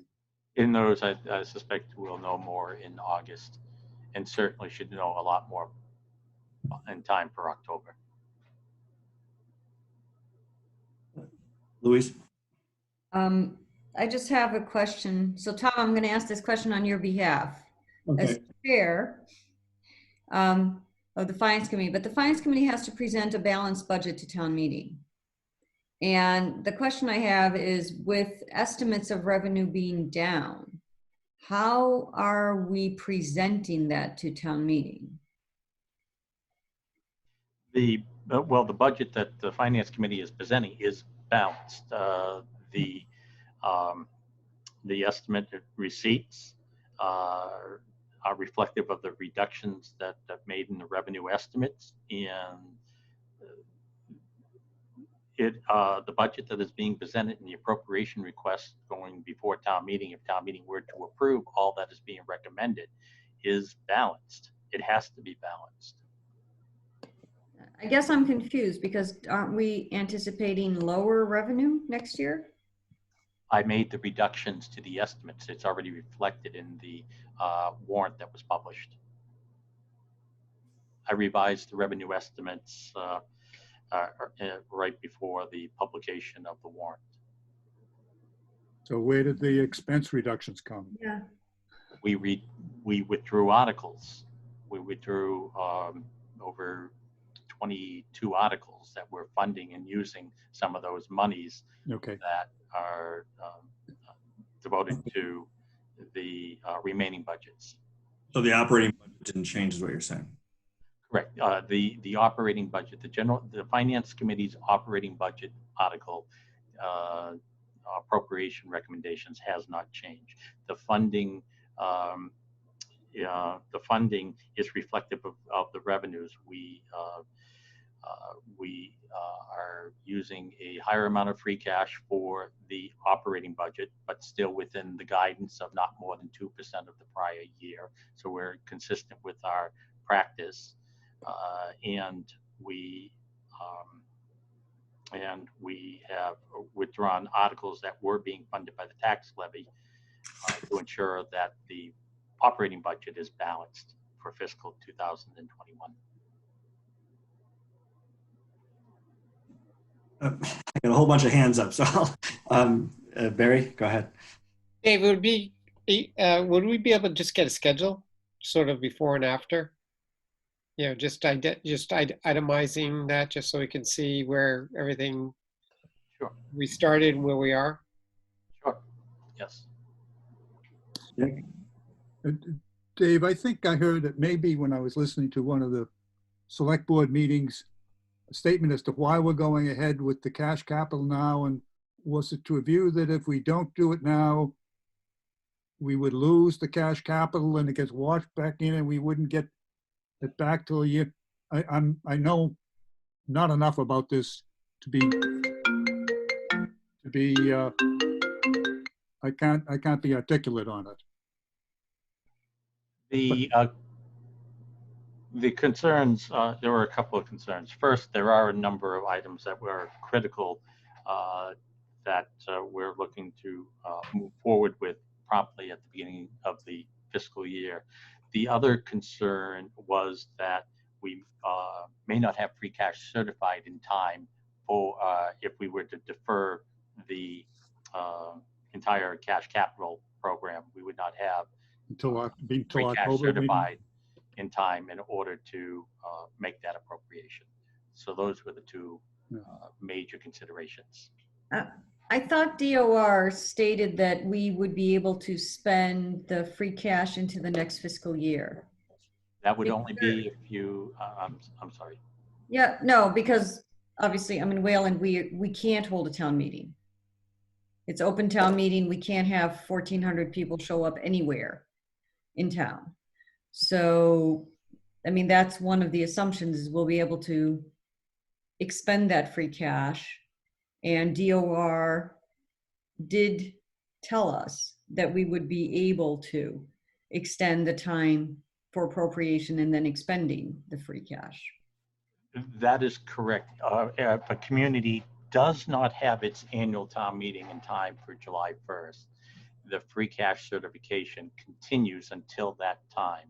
The town of Needham is planning to have its annual town meeting prior to July 1st. So just like any year, it ceases to be available on June 30th. But you are correct if we did not have town meeting.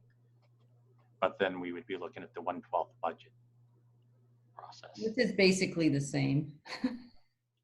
So without getting too much into what the hell I'm going to be presenting, I've got a balanced budget in front of me that feels, and I understand going through the process and changing it is very difficult because of the department, but it feels a little disingenuous. It's not that people are going to, say, okay, and I need a little context on how I'm presenting this operating budget when we know, and I understand we're, withdrawing articles and that's where we're saving the money, but I guess I need to think about this. I need some advice from my fellow committee members and Dave. I do have one question. Is there any thought been given to, by you, Kate, or the select board to put a freeze on the DSR4s, not to necessarily withdraw them, because I know that complicates the issue, but to freeze them or to at least review them in totality and suggest that some have to go through, but others may not be worthwhile until after, October is 3 months into the year. And if we start committing to a lot of expenses that we might not be able to pay for, I think that'd be not very prudent on our part. So what's your reaction to that? Mr. Chair, we have certainly taken that into account. And just as we're doing currently, for instance, positions, there's a hiring frost in effect. And that's somehow different than a freeze? Not a freeze. Some positions are still necessary to fill if they become vacant, but we're being discretionary in terms of what's filled, and certainly expenses that do not necessarily have to be incurred at the beginning of the fiscal year. At the beginning of the fiscal year are being deferred until we get by October. If, as I said, if something truly unexpected happens at the state level. Mr. Chair. Josh, go ahead. So I support your suggestion to actually remove the previously supported DSR4s from the budget for 3 reasons. Clearly, there's been a change in circumstances since we approved the budget, and I don't know if we would have viewed the DSR4s in the same light. Second is, if there are going to be changes to the budget in October, I would actually rather that we come back in October and be in a certain situation where we would have to increase the budget by approving some of these DSR4s rather than having to come back and cut the budget. I think that's the more conservative position to come in given this uncertainty and reduce some of the DSR4s. And then the third reason is because I think a lot of residents are actually hurting. There's a lot of financial uncertainty among residents. And the more that we expend in the budget means the higher the tax rate's going to be. And if we can limit the tax rate's burden on residents, I think that's a good thing at this time. Mr. Chair? Rick, go ahead. Just one observation. I share somewhat of what Josh said relative to taking a look at it and see if some of those DSR4s are required. But my presumption is that probably most of them will be vis-a-vis COVID-19. My thought is, it seems to me we stash away a considerable amount of money in stabilization funds. And if this isn't the time to draw down on it, I'm not quite sure what is, at the risk of, using ways in which to, drastically cut services that probably we need. And so I just asked the question, is this not the time maybe to consider something like that? Mr. Chair, exactly. That is what our contingency is if we have to make adjustments in October. The recommendation is we believe this budget is sustainable and won't need to be adjusted in October. But if it does, one of the contingencies is the stabilization fund.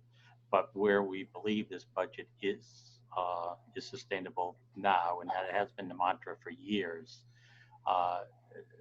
spending the reserve for the sake of spending the reserve when I'm getting prepared with the debt exclusions that are truly what's impacting people's tax bills, to do that borrowing because the money's been spent would send the wrong message at the wrong time to the rating agencies.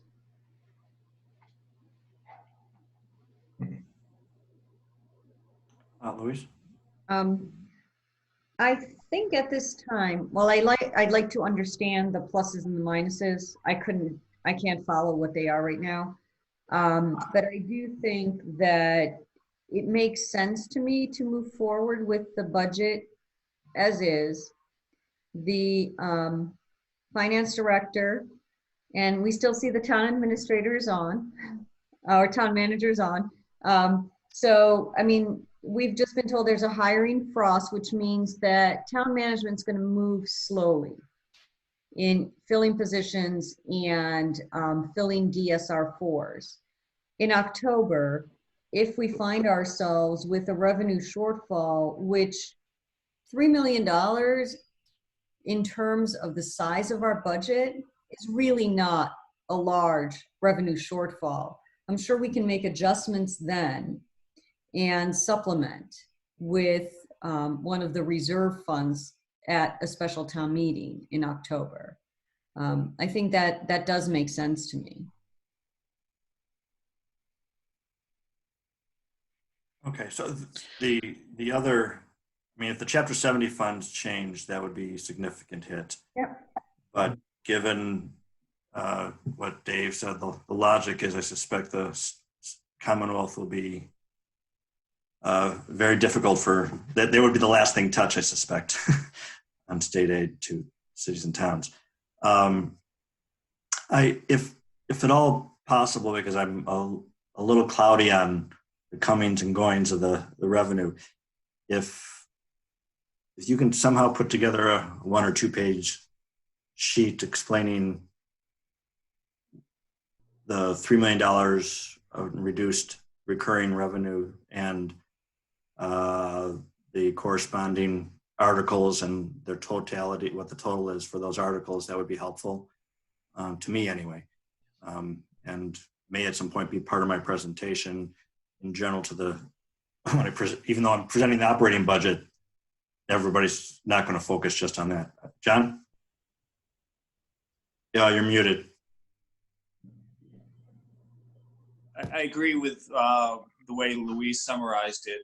And I thank David for his analysis and thoughts and wisdom and sharing with us. The one sort of, but we need to have a dialogue with the schools. I mean, they are a big component of this, and we really haven't had any communications with them since February. And I think it's critical before you present a town meeting on the field in 2 weeks or 3 weeks that we have a sense of what's happened with them and is happening with them and what their plans are post July 1st between then and October. And I think that we need to have that dialogue. We need to see where they are. And just the way sort of Dave has presented his views on, so let's say, the town's operating budget, I think we need to have the same input and abilities to hear and poke some holes at where the schools are on it.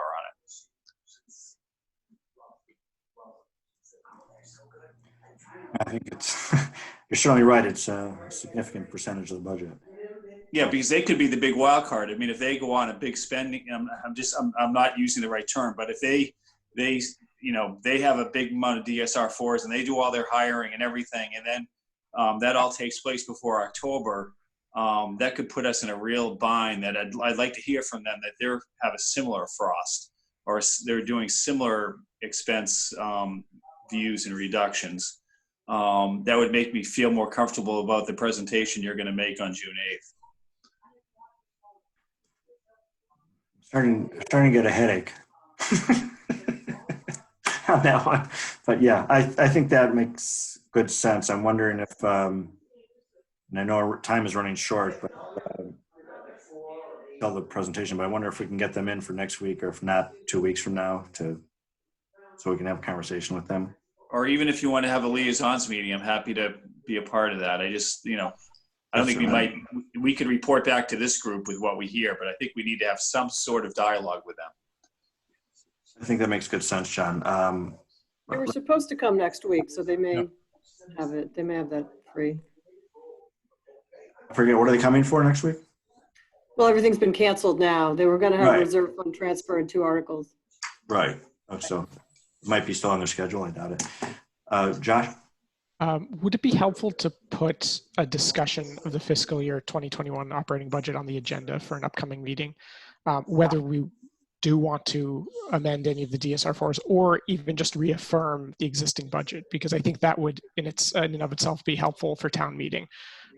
Because if we go up in front of them and tell them that we passed this budget back in February, I think it's going to get a lot of questions.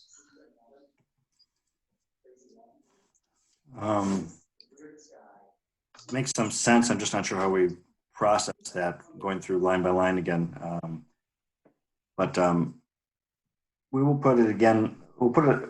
I'd like to put it on the agenda again for next week. Or if no other reason, if we have a conversation with the schools between now and then, I'd like to get a little follow up. I think John's point is very accurate. They have a large number of FTEs in their DSR4s.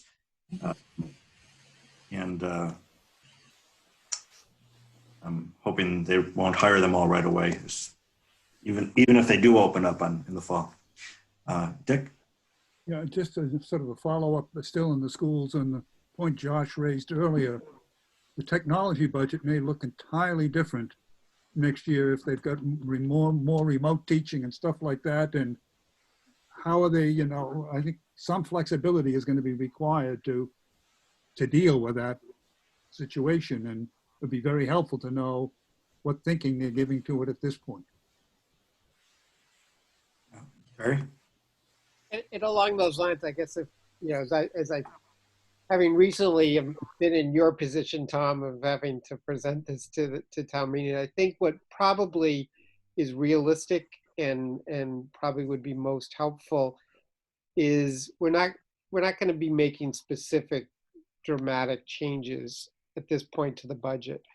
But I think it's the process that we're going to go through between now and the fall is probably a useful discussion tool to reflect the realities that we're now facing and what the potential implications are. And as a result of the discussions we're having with Dave now and having with the, you know, we can have with the school, not necessarily trying to get them nail down specifics on what they're going to do, but what the process is going to be and what the mindset is to reflect that, just to give town meeting assurances that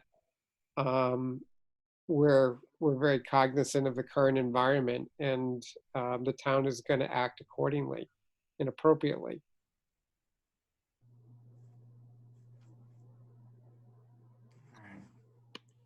Well, we'll revisit this a little bit next week. Dave, you can get that information, sort of like I said, 1 or 2 page document that sort of tells us. You'll have the time. I'd appreciate it. If nothing else, I'll move on to the next item, which is a complete change of topic. We had a chairs meeting. When was it? All the days are the same to me. I know, last week. It was last week, yes.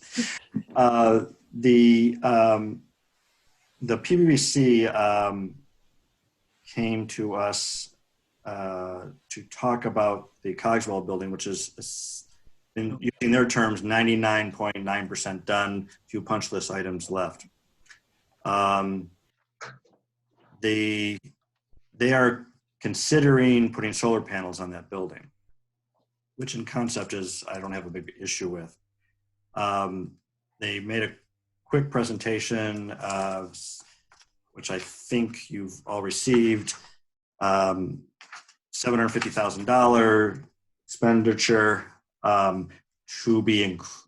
to come out of the debt capacity of the building. The original debt capacity, if I'm correct, was $7.6 million, and I think they said they've spent $6 million. That's a different topic in a second, but so they have $1.6 million debt capacity available, and they're contemplating spending $750,000 to put solar panels on the building. To sort of summarize what the solar panels would generate, would cover all the needs of the Cogswell building, and there would be 94% left over. So they're only using 6% of what would be on the building.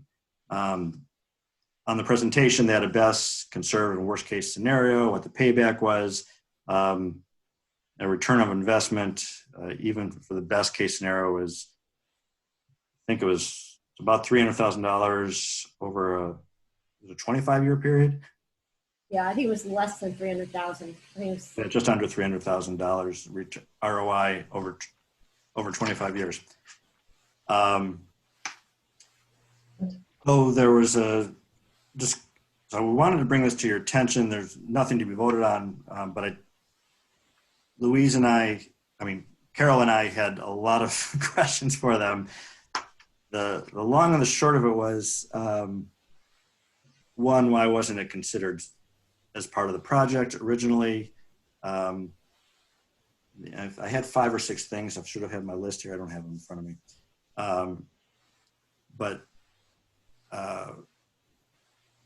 Was this the best use of money for solar panels? And the response at that point was, well, it wasn't the PBBC's purview right now to do a study of all the buildings. So they only do it one building at a time, which is another issue. And And the question was, well, the question,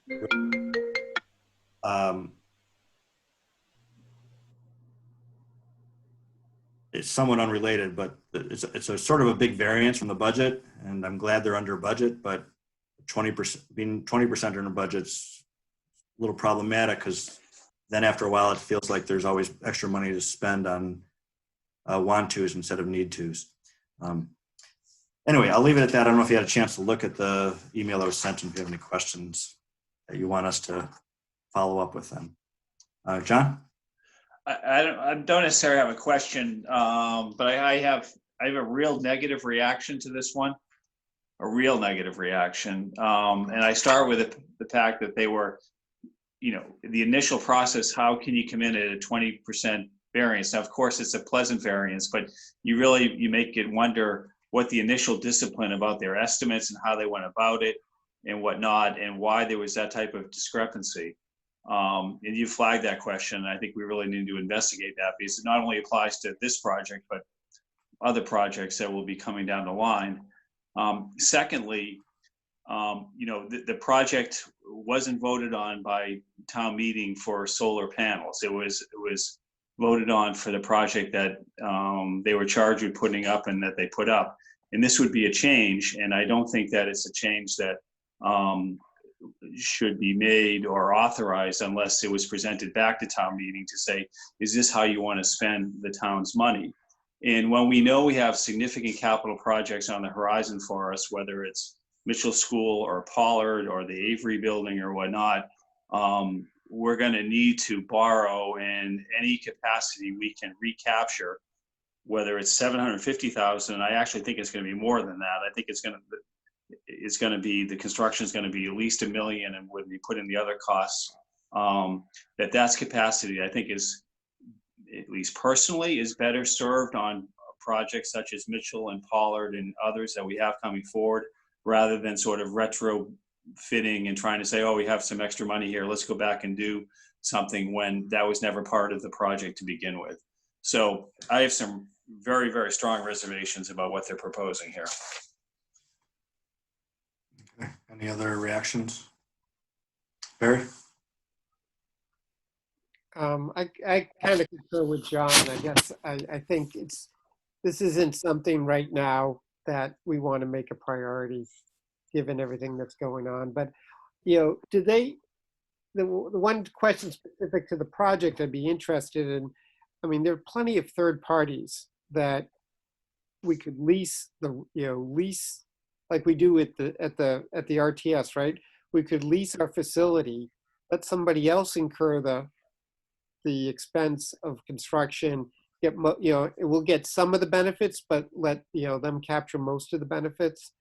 I'm not sure that's what the town should be necessarily in the business of.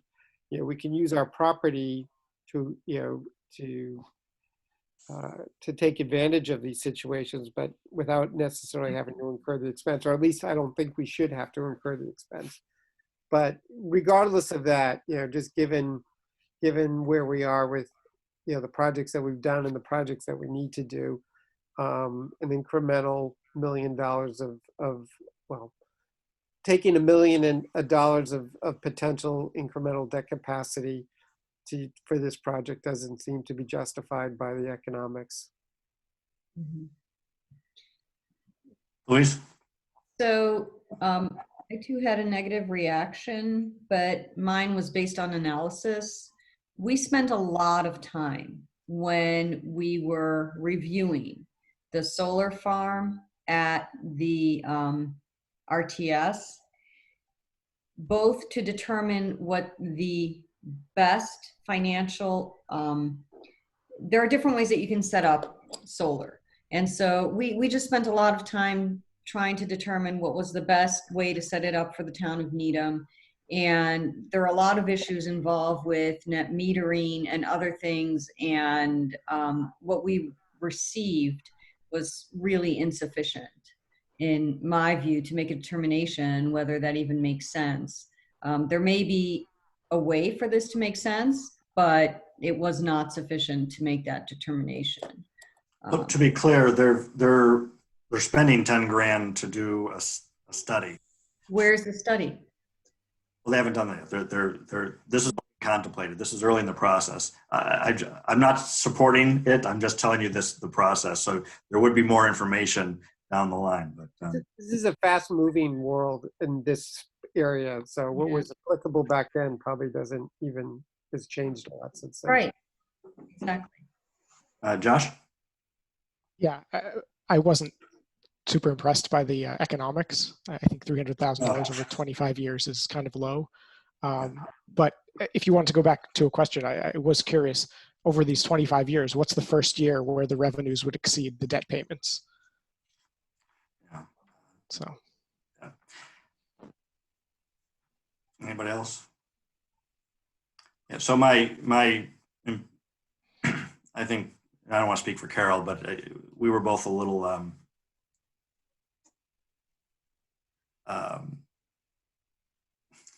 surprised at the variance for one, and I think John's point, and several of you made the same point. You may say it's only $750,000 in a multi-million dollar, $100 million, but our debt's out of control, and 750 that returns essentially nothing doesn't seem to make a lot of sense to me as well. But again, there's nothing to vote on. We're going to see more of this, but we will share. I will certainly share when the time comes the feelings of the general feelings of the committee. So I appreciate your input.